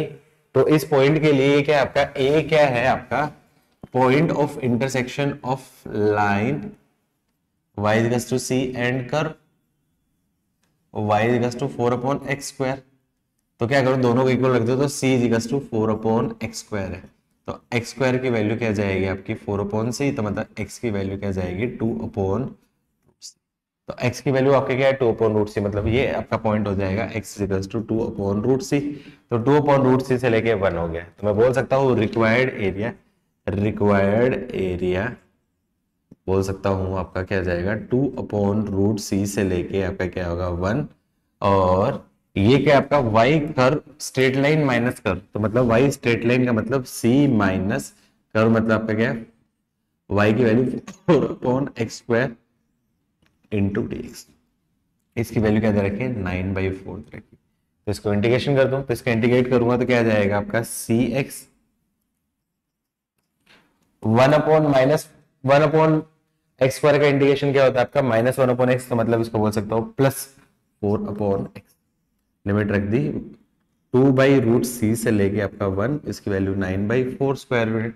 सिंपली वेरीफाइड वैल्यू पुट करूं तो क्या जाएगी, अपर लिमिट पुट करी तो क्या है c +4/1 minus lower limit put करी तो क्या जाएगा c इंटू 2/√c माइनस ये +4/2 इंटू √c।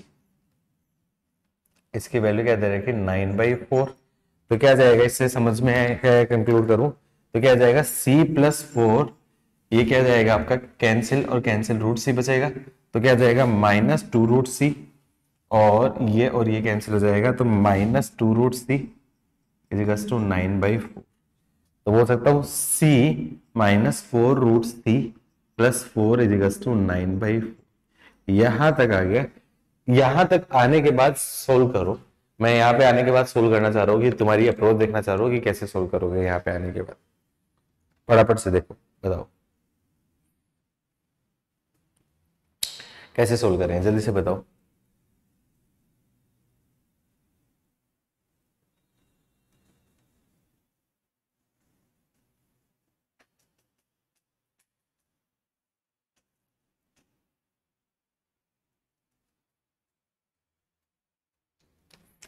अब यहाँ पे क्या करते हैं स्टूडेंट, क्या सोचते हैं कि सर स्क्वायर कर दे।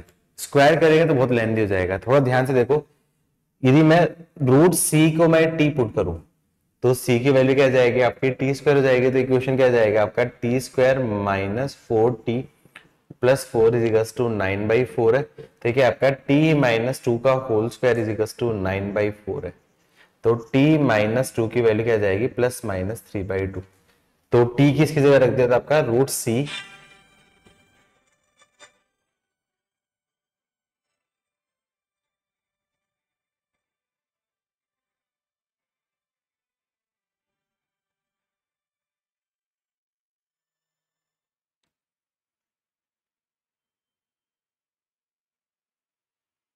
ठीक है, तो √c की वैल्यू क्या आ जाएगी आपकी √c - 2 इज टू 3/2 या फिर √c - 2 इज टू -3/2।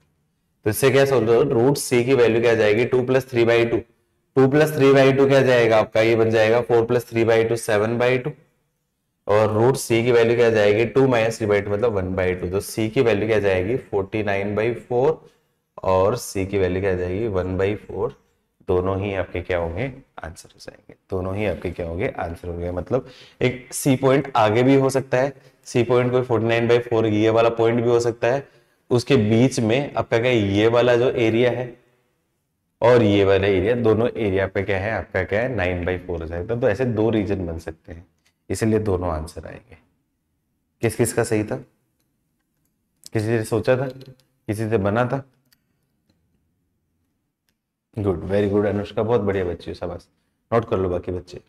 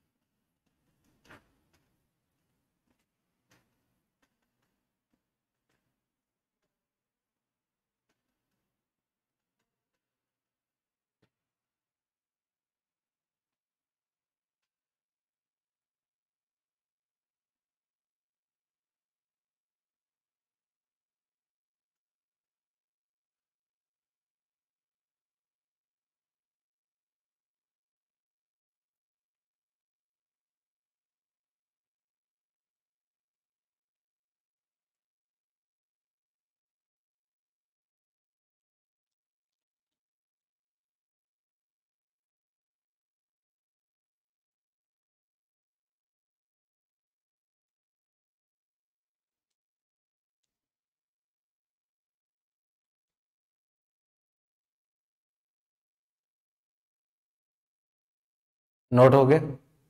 नोट हो गया तो डन लिखो, मैं रब कर देता हूं आगे।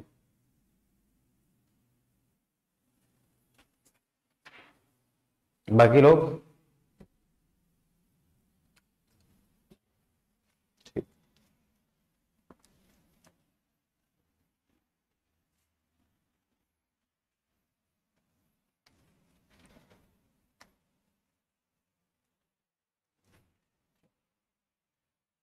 एक दो और छोटे छोटे टॉपिक्स है, इंपॉर्टेंट नहीं है, लेकिन उन टॉपिक्स के एक आध क्वेश्चन ही बने हुए हैं, एक आध क्वेश्चन दिए हुए हैं।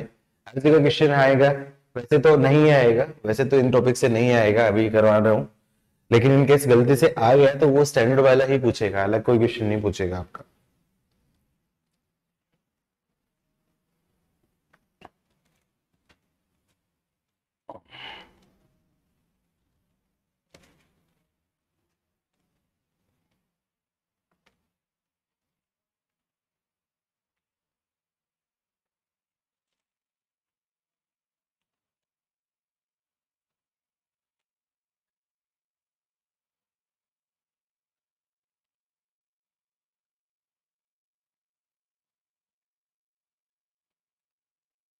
नेक्स्ट टॉपिक, एरिया बाउंडेड,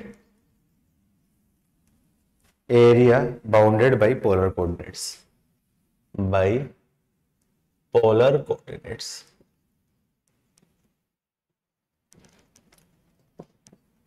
वैसे पोलर कोऑर्डिनेट सिस्टम हम लोग यूज करते नहीं है, पोलर कोऑर्डिनेट सिस्टम हम लोग यूज करते नहीं है, तो इस टाइप के क्वेश्चन हम लोगों से वैसे भी पूछे जाते नहीं है, क्योंकि हमारे सिलेबस में ही नहीं है। लेकिन फिर भी मान लो किसी बुक में वगैरह तुम क्वेश्चन देखो या कहीं भी करो, तो आपको ऐसा पता होना चाहिए कि हाँ ये पोलर कोऑर्डिनेट सिस्टम से एरिया कैसे निकालेंगे। पोलर कोऑर्डिनेट सिस्टम आपको पता है, आर और थीटा की टर्म्स में अपन जो लिखते हैं किसी भी पॉइंट के कोऑर्डिनेट, उस टाइप के सिस्टम को हम लोग पोलर कोऑर्डिनेट सिस्टम बोलते हैं।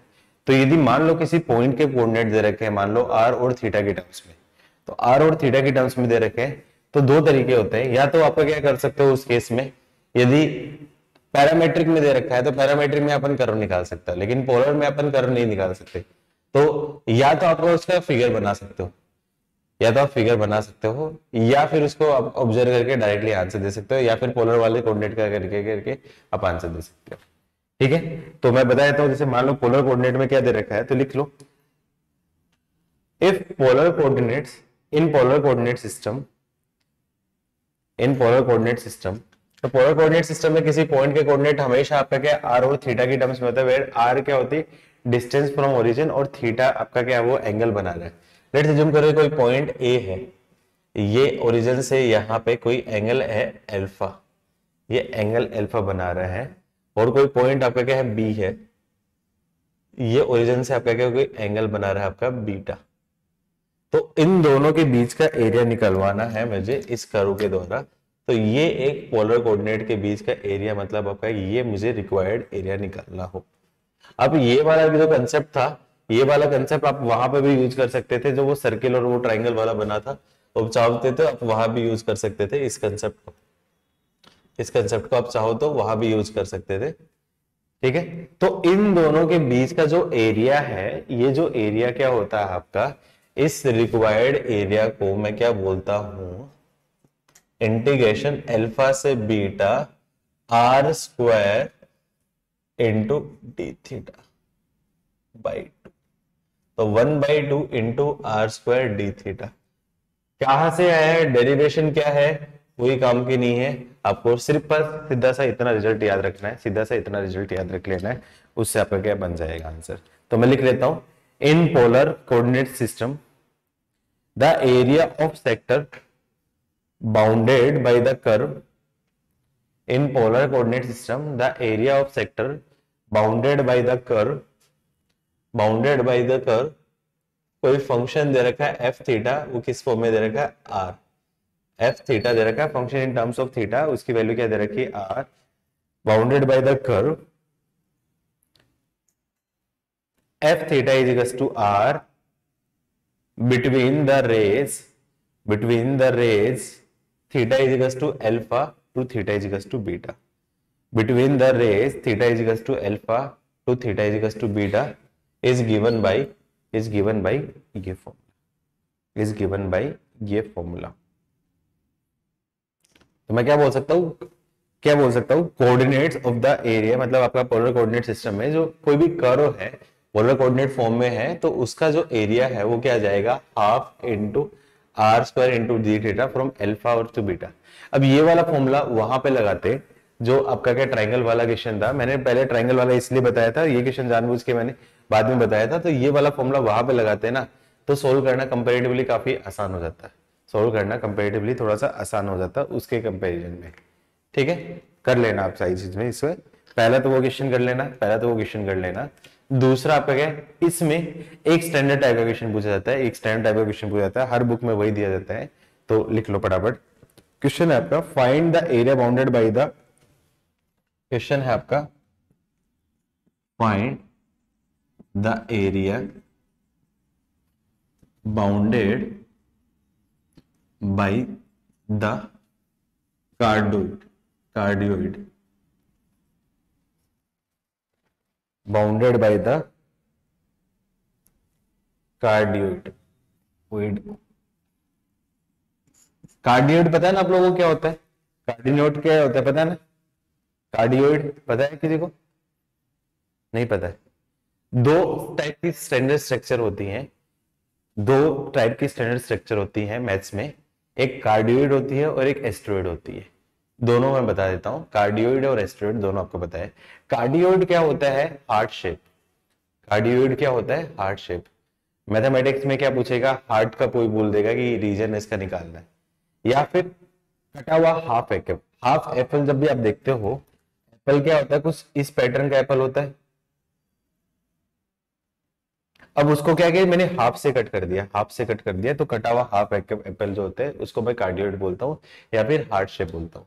तो लिखना चाहो तो लिख सकते हो, ब्रैकेट में लगे, in mathematics cardioid means cross section of heart और cross section of, in mathematics cardioid means heart और cross section of an apple cut in half. In mathematics, cardioid means heart or cross section of an apple cut in half. और cardioid की जो equation है वो क्या होती है आपकी, वो हमेशा इस इक्वेशन से दे रखी है, r is equal to a plus minus cos theta, या फिर r is equal to a plus minus sine theta, a plus minus a cos theta, b sine theta, कुछ भी बोल सकता हूं यहाँ पे। ठीक है, ये दोनों सेम हो या अलग हो कोई फर्क नहीं पड़ेगा, a plus minus b cos theta भी बोल सकता हूँ, b साइन थीटा भी बोल सकता हूँ, कोई फर्क नहीं पड़ेगा। इस टाइप की जो इक्वेशन होती है आपकी कार्डियोइड की होती है। एस्ट्रोइड मैं नेक्स्ट क्वेश्चन में बता दूंगा। एस्ट्रोइड दो स्ट्रक्चर आपको ध्यान रखने की जरूरत है, वैसे तो पूछा नहीं जाएगा, फिर भी आपको पूछ लिया तो ऐसा होगा। तो क्वेश्चन आप पे आते हैं, find the area bounded by the cardioid, r is equals to 1 plus cos theta, r is equals to 1 plus cos theta। देखो इक्वेशन क्या दे रखी है, 1 plus cos theta है, तो ये आपकी क्या है, कार्डियोइड की इक्वेशन है। ठीक है, इसका ग्राफ आपको याद रखना है, इसका ग्राफ आपको याद रखना है, डायरेक्टली इसमें कुछ सोचना नहीं है। कार्डियोड है ये 1 प्लस कोस थीटा, इसका ग्राफ कुछ इस पैटर्न का ग्राफ आएगा।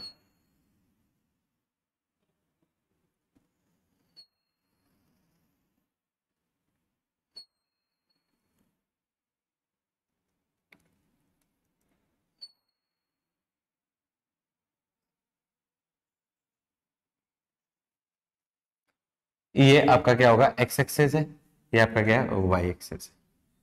तो ये आपका ओरिजिन है 0,0। तो मुझे क्या निकालना है, मुझे ये रिक्वायर्ड एरिया निकालना है, ये रिक्वायर्ड एरिया। इस टाइम मैं ध्येय को बड़ा मिस कर रहा हूं।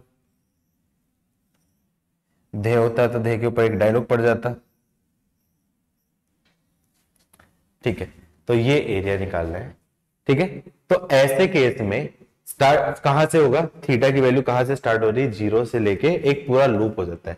तो जब कार्डियोड आ जाता है इसमें, आपके इस पॉइंट के जो कोऑर्डिनेट होते हैं वो कोऑर्डिनेट भी आप देख सकते हो, ये जो पॉइंट के कोऑर्डिनेट होंगे आपके 2,0 होगा, ये कोमा आपका क्या है 2,0 हो जाएगा।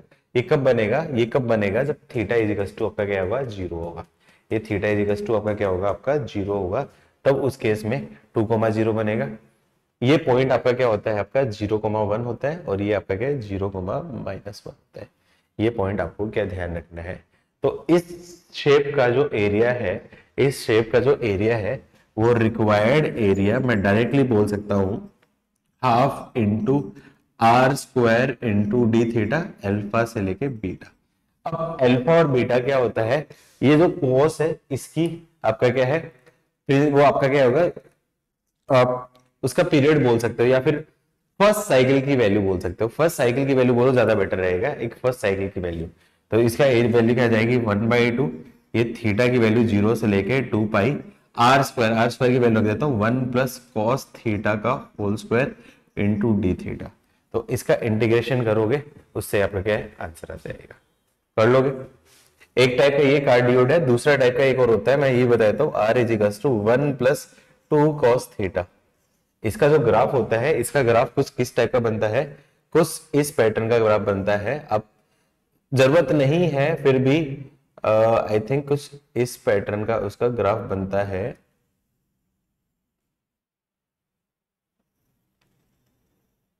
ये ग्राफ बनता है, ये तुम्हारे काम के नहीं है, हायर हायर में कहीं एक आध रिसर्च में कहीं ऐसा पूछा गया है। ठीक है, तो तुम याद रखो तो ठीक है, नहीं याद रखो तो कोई फर्क नहीं पड़ता, कोई फर्क नहीं पड़ता। फिलहाल इसका एरिया निकाल दो, आंसर आ जाएगा।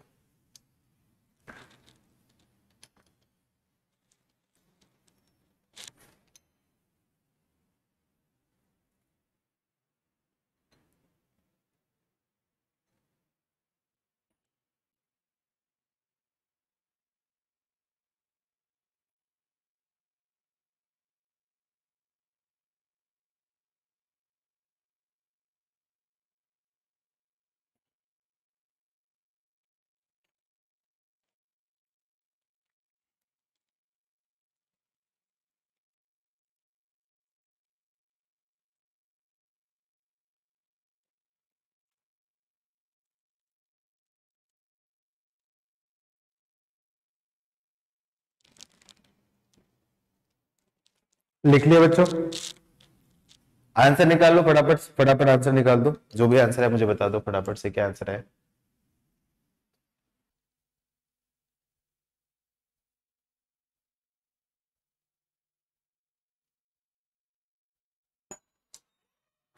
आंसर निकाला, आगे कैलकुलेशन करनी है, कर लोगे आगे, तुम्हारे पर छोड़ दो या मेरे में पूरा करूं, तुम्हारे पर छोड़ दे मैं पूरा करूं। एक्सपेंशन कर देना है इसका, एक्सपेंशन कर दूंगा तो 1/2, ये क्या जाएगा आपका 0 से लेके 2 पाई 1 plus 2 cos theta plus cos square theta into theta. Integration कर दूं तो इसका क्या जाएगा आपका 1/2, इंटीग्रेशन आपका क्या जाएगा 1 का थीटा प्लस 2 कॉस थीटा का आपका क्या है 2 साइन थीटा, ये आपका क्या है 0 से लेके 2 pi plus 1/2 cos square theta का डायरेक्टली इंटीग्रेशन नहीं कर सकता, तो 0 से लेके आपका क्या है 2 पाई और cos स्क्वायर थीटा को बोल सकता हूँ 1 plus cos 2 theta upon 2 into D theta. आगे सोल्व कर लेना, आंसर आ जाएगा। कर लोगे? अरे हाँ ना, कुछ तो बोलो।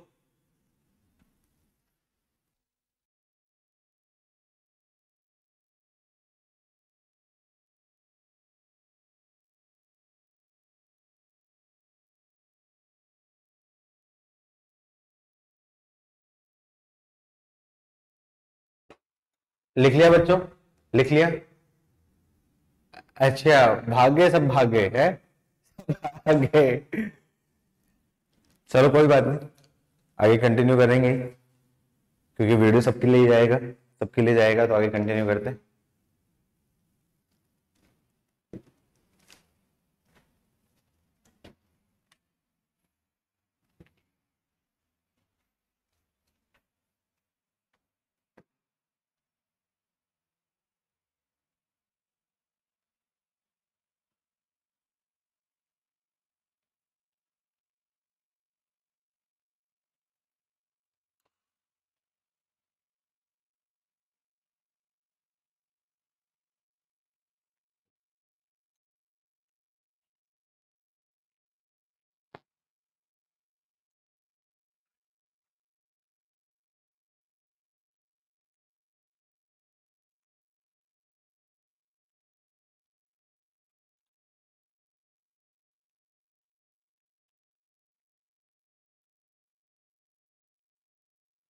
नेक्स्ट टॉपिक है area bounded by the parametric equation.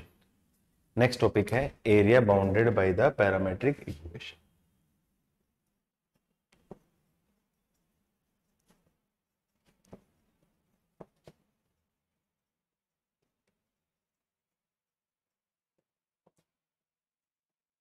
आपके मॉड्यूल के लेवल 2 में एक दो क्वेश्चन ऐसे हैं जिसमें इक्वेशन के आपका क्या पैरामेट्रिक फॉर्म में दे रखी है, इक्वेशन पैरामेट्रिक फॉर्म में दे रखी है और उसका एरिया फाइंड करवाना है।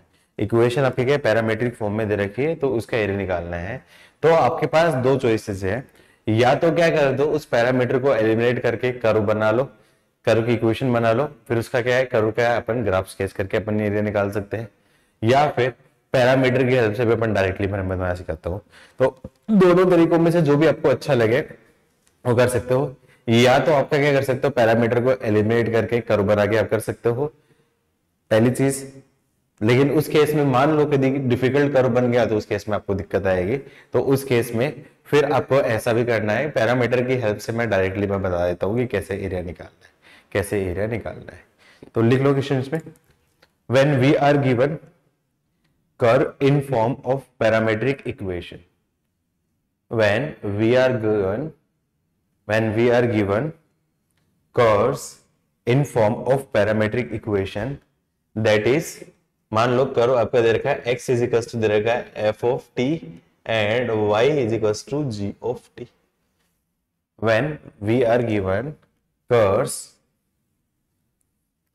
in form of parametric equation, that is is equals to f of t and y is equals to g of t, and parameter t varies from a to b। मतलब जो t है वो कहां से कहां जा रहा है, a to b तक वेरी कर रहा है। पैरामीटर जो t है वो a to b तक वेरी कर रहा है, and the parameter t varies from a to b, then the area can be evaluated, then the area in this case can be evaluated by any of the below given three formulas। तीन formula मैं बता रहा हूँ, तीनों फॉर्मूले में से कोई भी एक फॉर्मूला आप यूज करके आप बना सकते हो, वो आपकी चॉइस है कि कौन सा फॉर्मूला यूज करना है। एक ही बात है, डेरिवेशन अगेन कोई इंपॉर्टेंट नहीं है कि कहां से आया फॉर्मूला, आप सिंपल याद रख सकते हो इसका फॉर्मूला एरिया, रिक्वायर्ड एरिया। पहला आपका क्या फॉर्मूला क्या जाएगा, इंटीग्रेशन का आपका क्या माइनस a to b। अब एक आपका क्या टी में दे रखा है, दूसरा आपका क्या दे रखा है, दोनों टी में दे रखा है, तो कोई एक नॉर्मल फंक्शन ले लो, दूसरे का आपका क्या डेरिवेटिव ले लो। मैं बोल सकता हूं मान लो G of T into F dash T into D T, या तो आप इस फॉर्मूले से निकाल सकते हो फॉर्मूला 1, या फिर फॉर्मूला 2, इसे बोल सकता हूं required area integration minus A to B और F of T into G dash of T into D T. आप चाहो इस फॉर्मूले से निकाल सकते हो, वो आपकी चॉइस है, आपकी श्रद्धा के ऊपर डिपेंड करता है कि कौन सा आपका क्या फॉर्मूला यूज करना है, कौन सा आपका क्या फॉर्मूला यूज करना है। या फिर मान लो आपका क्या एक्स वाई के टर्म्स में दे रखा है, मान लो या फिर एक्स, ये कब तैयार करेंगे जब एफ ऑफ टी और जी ऑफ टी की टर्म्स में दे रखा है, लेकिन मान लो यदि एक्स वाई के टर्म्स में दे रखा है तो इस केस में थर्ड वाला फॉर्मूला यूज कर सकता हूं, रिक्वायर्ड एरिया क्या जाएगा आपका A to B X Y dash minus Y x dash into x.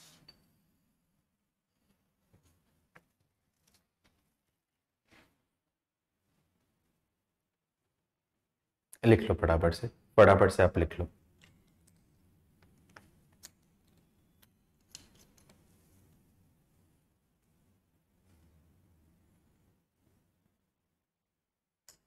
Question करते हैं इसका, क्वेश्चन करते हैं। क्वेश्चन क्या है आपका, find the area bounded by the asteroid. Question आपका है find the area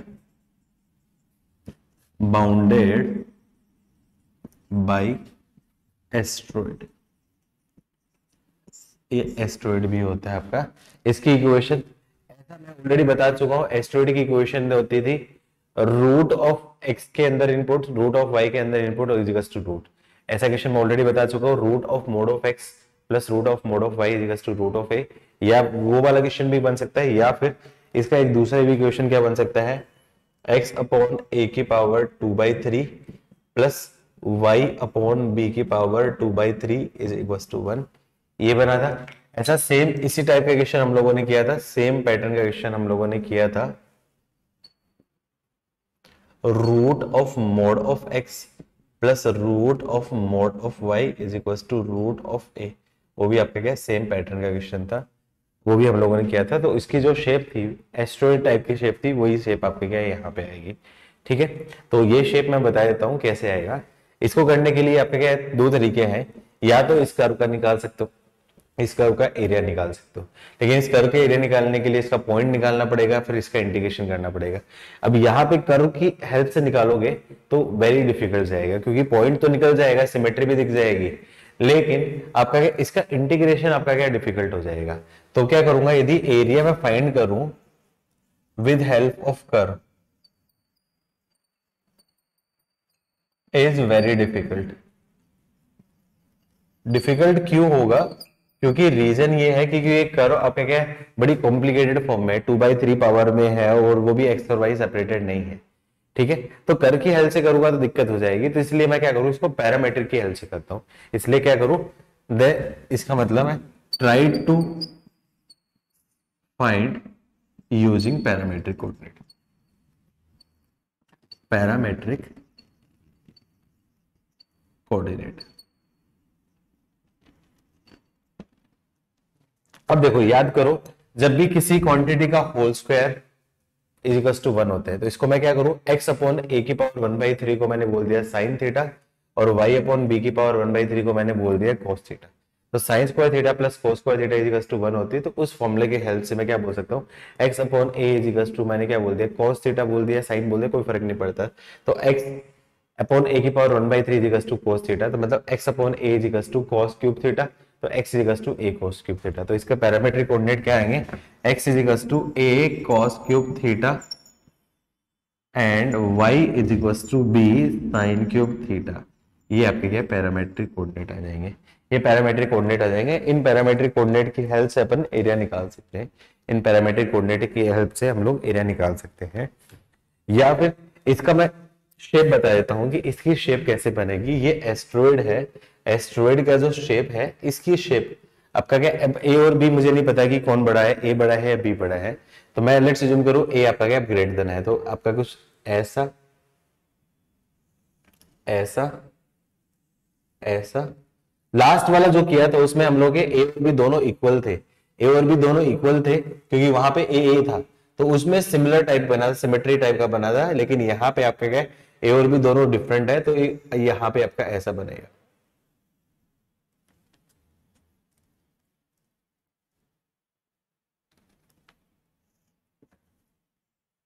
x axis, y axis, negative x axis और ये नेगेटिव वाई एक्सेस।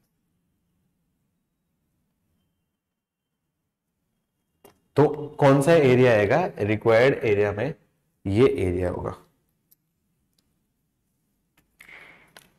ये वाला एरिया।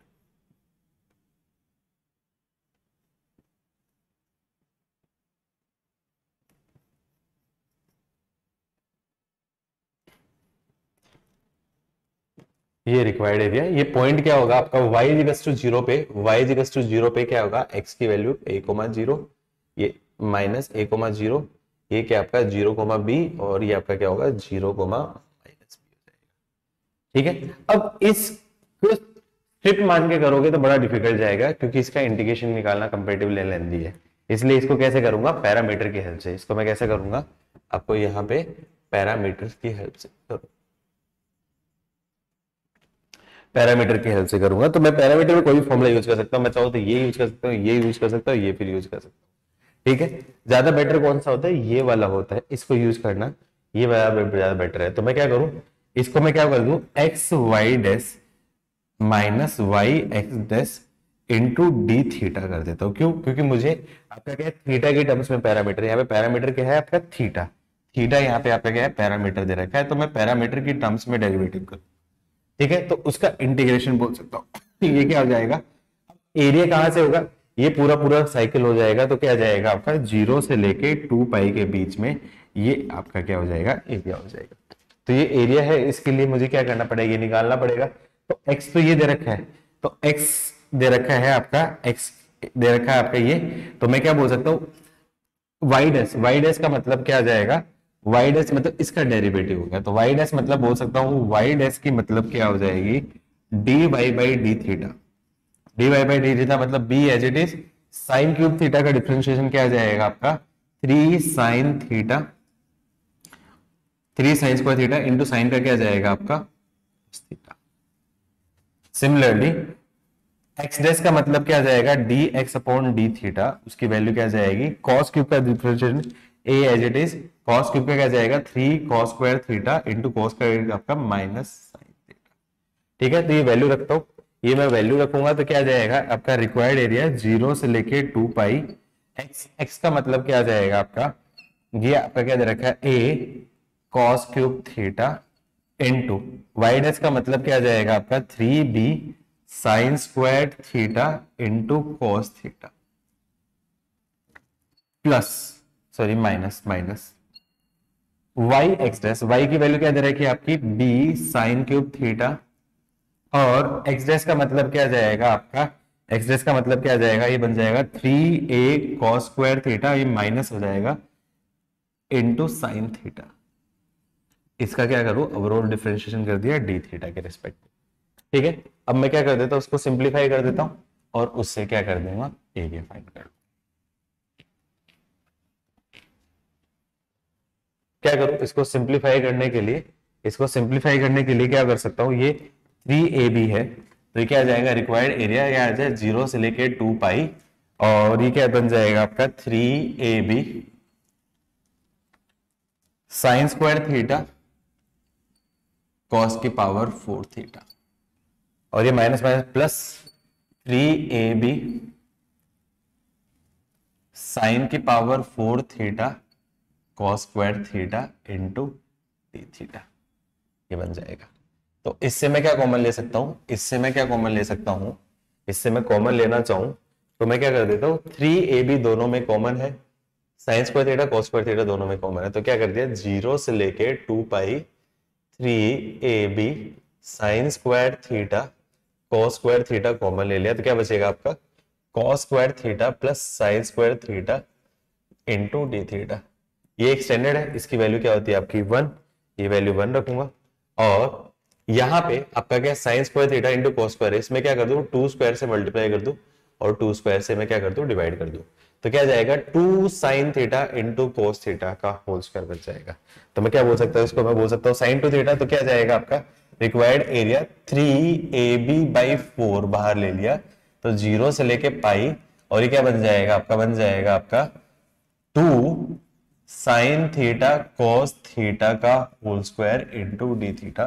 तो इसको मैं सोल्व करूंगा तो क्या जाएगा 3ab/4, और ये इंटीग्रेशन 0 से लेके आपका क्या है 2 पाई, इंटीग्रेशन 0 से लेके आपका क्या है 2 पाई sine square 2 theta into D theta. इसका इंटीग्रेशन कर देना, सोल्व कर लेना, आंसर आ जाएगा। यही है आपका, ठीक है। आई होप ये चीज आप कर लोगे। तो ये आपका क्या था, area bounded by the parametric equation. Parametric equation ने जितना आप लोगों ने एरिया बाउंड किया है वो अपन लोग निकाल सकते हैं, ठीक है। अगेन क्वेश्चन पूछना जाने का चांसेस कम ही है, लेकिन आपके लेवल 2 में 1-2 क्वेश्चन दे रखे हैं, ए की पावर टी समथिंग ऐसे में दे रखे हैं, तो उस वजह से मैंने करवा दिए। क्लियर हुआ? नोट कर लो फटाफट से। एक छोटा सा टॉपिक और रह गया है आपका, एक छोटा सा टॉपिक और रह गया है।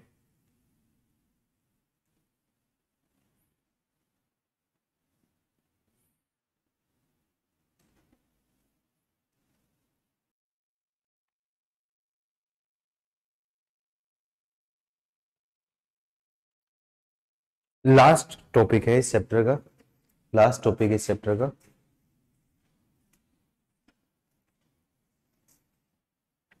Average value and RMS value of function.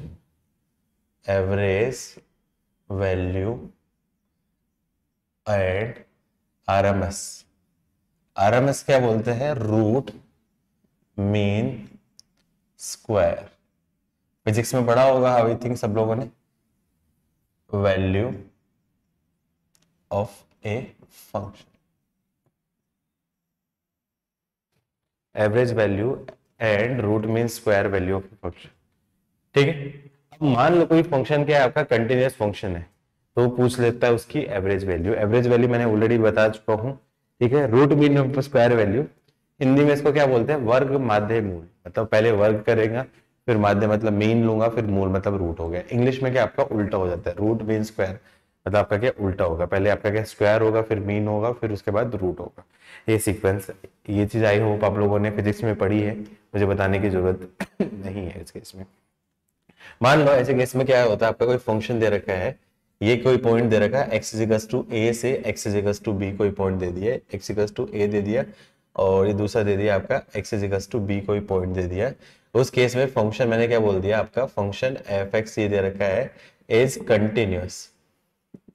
तो उस केस में उसकी एवरेज वैल्यू मैं डायरेक्टली निकाल सकता हूँ और आरएमएस वैल्यू भी मैं डायरेक्टली निकाल सकता हूँ, ठीक है।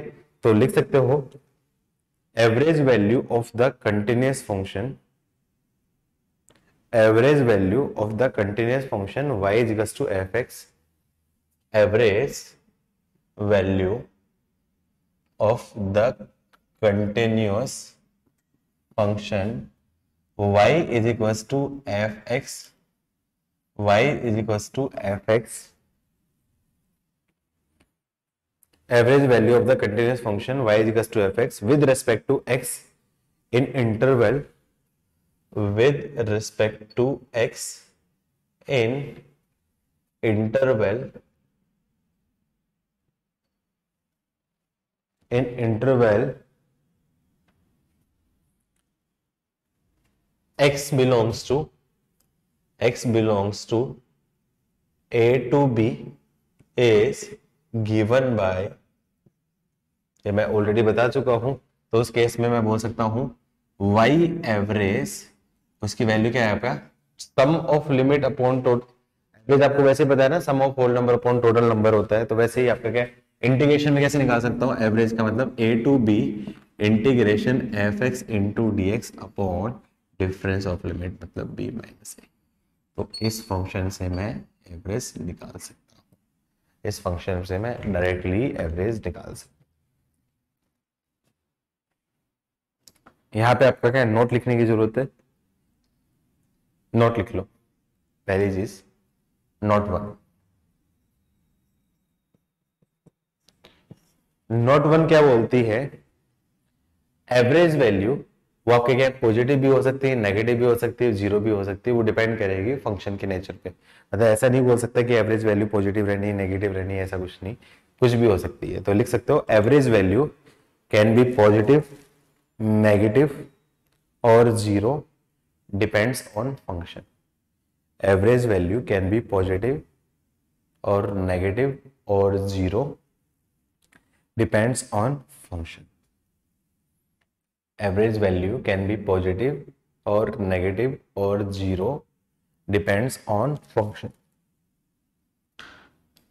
सेकेंड केस,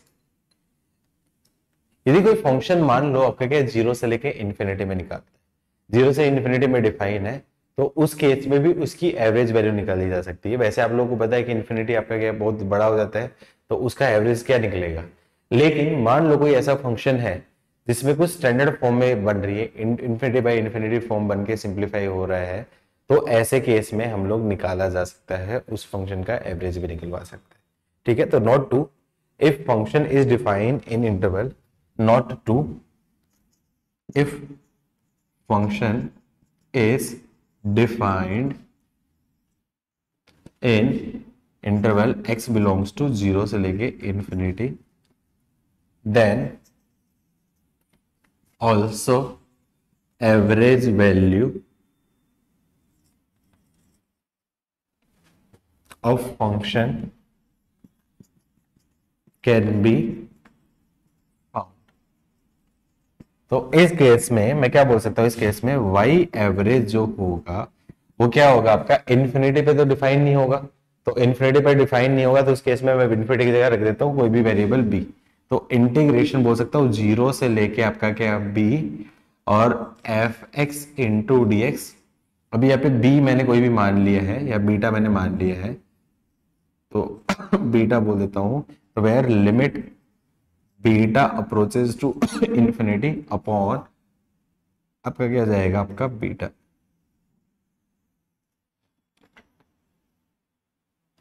ठीक है, तो इस केस में बीटा की वैल्यू आ जाएगी, एक काम करो ए बोल दे या बी बोल दो, बी बोल देता हूं, उसको ज्यादा बेटर रहेगा, ये बी बोल दिया।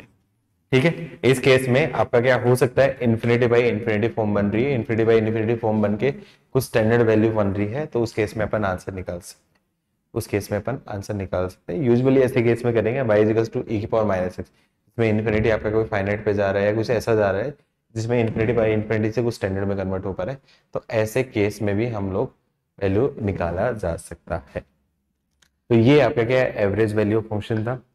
सेकेंड आपका क्या है, मैं बता दूं, रूट मीन स्क्वायर या आरएमएस वैल्यू ऑफ फंक्शन। तो मैं क्या बोल सकता हूं, यदि कोई फंक्शन कंटिन्यूअस फंक्शन है तो उसका रूट मीन स्क्वायर वैल्यू भी हम डायरेक्टली निकाल सकते हैं। तो लिख सकते हो RMS value of A continuous function, मैं बोल सकता हूं यहां पे RMS value of A continuous function in limit x belongs to a to b, RMS value of a continuous function in limit x belongs to a to b is given by, या इन interval बोल सकते हो या इन limit बोल सकते हो, is given by, तो RMS को क्या कर दो, रूट बोल देता हूं, तो क्या जाएगा आपका, सबसे पहले क्या बनेगा फंक्शन का स्क्वायर, फिर उसका क्या आपका क्या मीन, मतलब a to b integration upper limit b minus a, then उसका स्क्वायर रूट ले लो, ये आपका क्या है, उसकी VRMS वैल्यू। ठीक है, हो सकता है दिखने में डरावना लग रहा है, तो डरावना लग रहा है तो इसको मैं चाहूँ तो थोड़ा सा इजी बनाने के लिए क्या बोल सकता हूँ, 1/b माइनस ए, और ये क्या जाएगा a to b f square x into D x, इसकी पावर 1/2। तो हो सकता है ये चीज दिखने में थोड़ी सी इजी लगे, इससे कंपेरेटिवली कम डरावनी लगे, बाकी लिख सकते हो फटाफट। क्वेश्चन में इसके ऊपर पूछे जाने का चांसेस कम ही है कि आरएमएस वैल्यू फंक्शन में कैसे आपका क्वेश्चन पूछा जाएगा।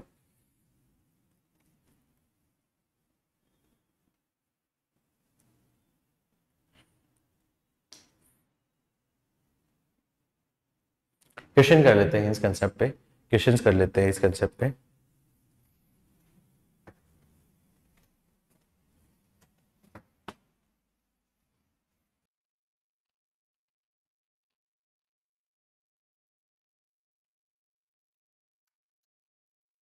ठीक है, तो क्वेश्चन कैसे पूछा जाता है इसमें? क्वेश्चन आपका find average value and RMS value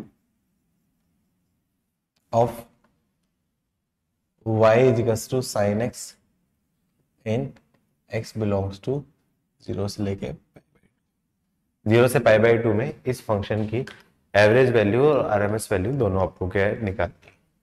ठीक है, तो कैसे निकालोगे एवरेज वैल्यू और आरएमएस वैल्यू के लिए?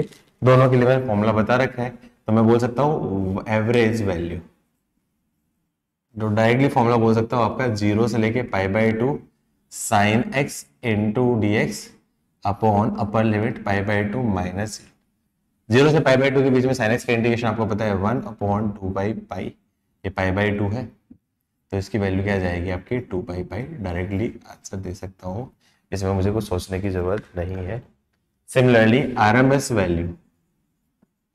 वैल्यू के लिए भी आपको फॉर्मूला मैंने बताया था, अंडर रूट ऑफ आपका क्या बन जाएगा 1 अपॉन पाई बाई 2 माइनस 0, और ये क्या जाएगा इंटीग्रेशन 0 से पाई बाई 2, और फंक्शन क्या है आपका sign square x into D x. Sign square x का इंटीग्रेशन हम डायरेक्टली कर सकते नहीं, तो इसके क्या कन्वर्ट करना पड़ेगा, इसको मैं बोल सकता हूँ under root of 1 upon pi by 2 मतलब 2 by pi, sine square x का इंटीग्रेशन के बोल सकता हूँ 0 से लेके आपका पाई बाई 2, साइन स्क्वायर को बोल सकता हूँ 1 minus cos 2x by 2 into D x.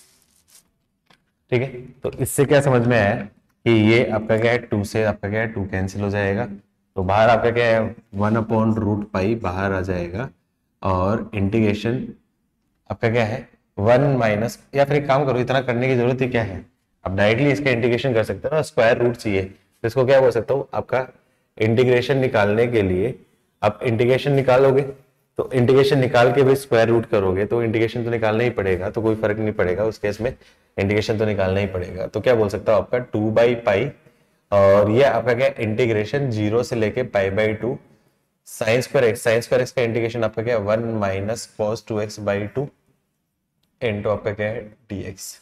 तो आप क्या करोगे यहाँ पे 2 से आपका क्या है 2 कैंसिल हो जाएगा, 1 माइनस कॉस 2x का इंटीग्रेशन डायरेक्टली कर सकते हो, तो बोल सकता हूँ रूट ऑफ आपका क्या जाएगा 2 बाई पाई, 2 तो हट ही गया था ना आपका, रूट ऑफ 1 बाई पाई, और ये क्या जाएगा इसका इंटीग्रेशन 1 माइनस का x माइनस कोस 2x का इंटीग्रेशन क्या जाएगा आपका साइन 2x अपॉन 2 0 से पाई बाई 2।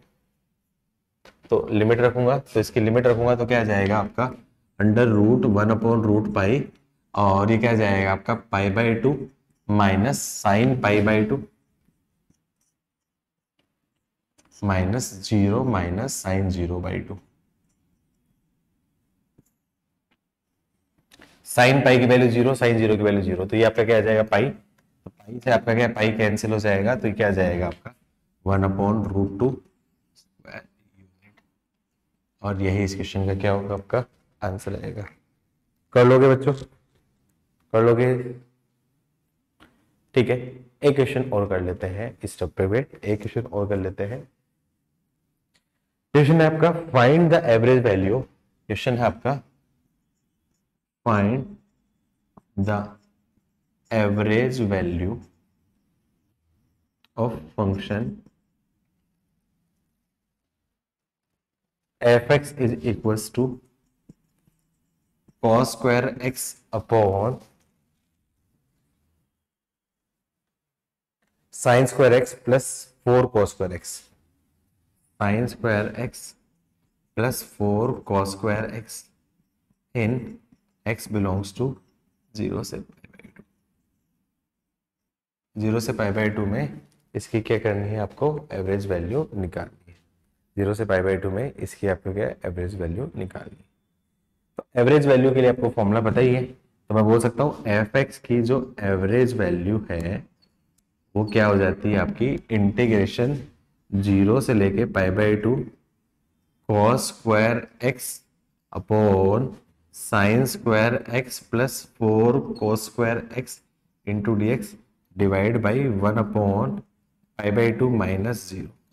तो 1 अपॉन π/2 माइनस 0 को बोल सकता हूँ, ये आपका क्या जाएगा, आपका 2/π इंटीग्रेशन 0 से लेके आपका क्या π/2, और ये इंटीग्रेशन बन जाएगा cos square x upon cosine square x plus cos square x. तो इसका इंटीग्रेशन करना है इनडायरेक्टली। इसका इंटीग्रेशन आपको ऑलरेडी मैंने सिखाया था। सबसे पहले क्या करोगे, ऐसे केस में आप क्या कर सकते हो, cos स्क्वायर एक्स का डिवाइड कर दोगे। तो cos स्क्वायर एक्स से आप डिवाइड कर दोगे। डिवाइड करने से क्या मिलेगा आपका, ये आपका क्या 1 into D x upon sine square x upon cos square मतलब tan स्क्वायर एक्स और प्लस 4 cos स्क्वायर एक्स, ये बन जाएगा। ठीक है, इसका इंटीग्रेशन भी कर सकते हैं, लेकिन tan x को t मानूंगा तो ऊपर से x स्क्वायर एक्स dx आपका क्या dt बन जाएगा, तो इस फॉर्म में है नहीं। तो वापस से आप क्या करोगे, again divide by cos square x. तो उस केस में क्या बन जाएगा, ये इंटीग्रेशन आपका क्या है 2/π और 0 से π/2। तो cos स्क्वायर एक्स से डिवाइड करूंगा तो क्या आ जाएगा sec square x dx upon sec square x into 4 plus tan square x. sec square x है, इसको आपका क्या है, ये f डैश एक्स dx मिल गया, तो इसको मैं क्या करूं tan में कन्वर्ट कर दूंगा। तो क्या जाएगा आपका 2/π 0 से π/2, ये बन जाएगा आपका sec स्क्वायर एक्स dx, और इसको मैंने बोल दिया 1 प्लस tan स्क्वायर एक्स, और ये क्या बन जाएगा आपका 4 प्लस tan स्क्वायर एक्स। ठीक है, अब क्या करते हैं, tan x को t बनते हैं, तो sec स्क्वायर एक्स dx आपका क्या बन जाता है, आपका dt बन जाता है। dt बन जाता है तो इस केस में लिमिट चेंज कर सकता हूं। तो मैं क्या करूंगा, tan x को अपन ने क्या मान दिया t, तो क्या जाएगा sec स्क्वायर एक्स dx आपका क्या बन जाएगा, आपका dt। तो मुझे उस केस में लिमिट चेंज करनी पड़ेगी। तो मैं क्या करूंगा, x इज इक्वल्स टू 0 पे t की वैल्यू क्या जाएगी 0, x इज इक्वल्स टू π/2 पे t की वैल्यू क्या जाएगी tan π/2 मतलब इन्फिनिटी। तो क्वेश्चन किस में कन्वर्ट हो जाएगा आपका 2/π 0 से लेके इन्फिनिटी और dt upon 1 plus T square और 4 प्लस टी स्क्वायर। दो लीनियर फंक्शन के टाइप से मैं ब्रेक कर सकता हूँ, दो लीनियर फंक्शन टाइप की ब्रेक कर सकता हूँ। इसका इंटीग्रेशन आपको ऑलरेडी आता ही है। तो इस केस में आपने क्या किया था, याद है हम लोगों ने क्या किया था इस केस में, 2/π इसको बोल सकता हूँ 0 से लेके आपका क्या इन्फिनिटी 1 अपॉन छोटा माइनस बड़ा 1 plus T square minus 1 upon 4 plus T square. अब देखोगे यहाँ पे क्या जाएगा आपका 4 plus T square minus 1 plus T square मतलब आपका 1/3। तो 1/3 इंटू क्या बन जाएगा आपका dt। तो क्या जाता है आपका, ये बोल सकता हूं आपका 2/3π, और ये बन जाएगा आपका integration tan inverse t minus tan inverse t/2 0 से लेके इन्फिनिटी। सोल्व कर लेना, वैल्यू पुट कर लेना, सोल्व कर लेना, आंसर आ जाएगा। ठीक है, कर लोगे बच्चों ऐसे क्वेश्चंस। ठीक है, तो इसका आंसर मैं लिख देता हूं। इसका फाइनल आंसर क्या जाएगा आपका 1/6। ये इस क्वेश्चन का क्या होगा, आपका फाइनल आंसर होगा। ठीक है, लिख लो सारी चीज में। तो यही आपका क्या है, एरिया था। एरिया में जितना रिक्वायर्ड होता है उससे मैंने कहीं कहीं ज्यादा पढ़ा दिया आपको। कहीं भी एक्स्ट्रा बुक वगैरह कुछ ऐसा जाने की जरूरत नहीं है, बस सिर्फ अपना मॉड्यूल सोल्व कर लो और क्लास नोट्स के क्वेश्चन अच्छे से कर लो। मुझे लगता है कि एरिया के क्वेश्चन आपसे बन जाएंगे। ठीक है, चलो आज के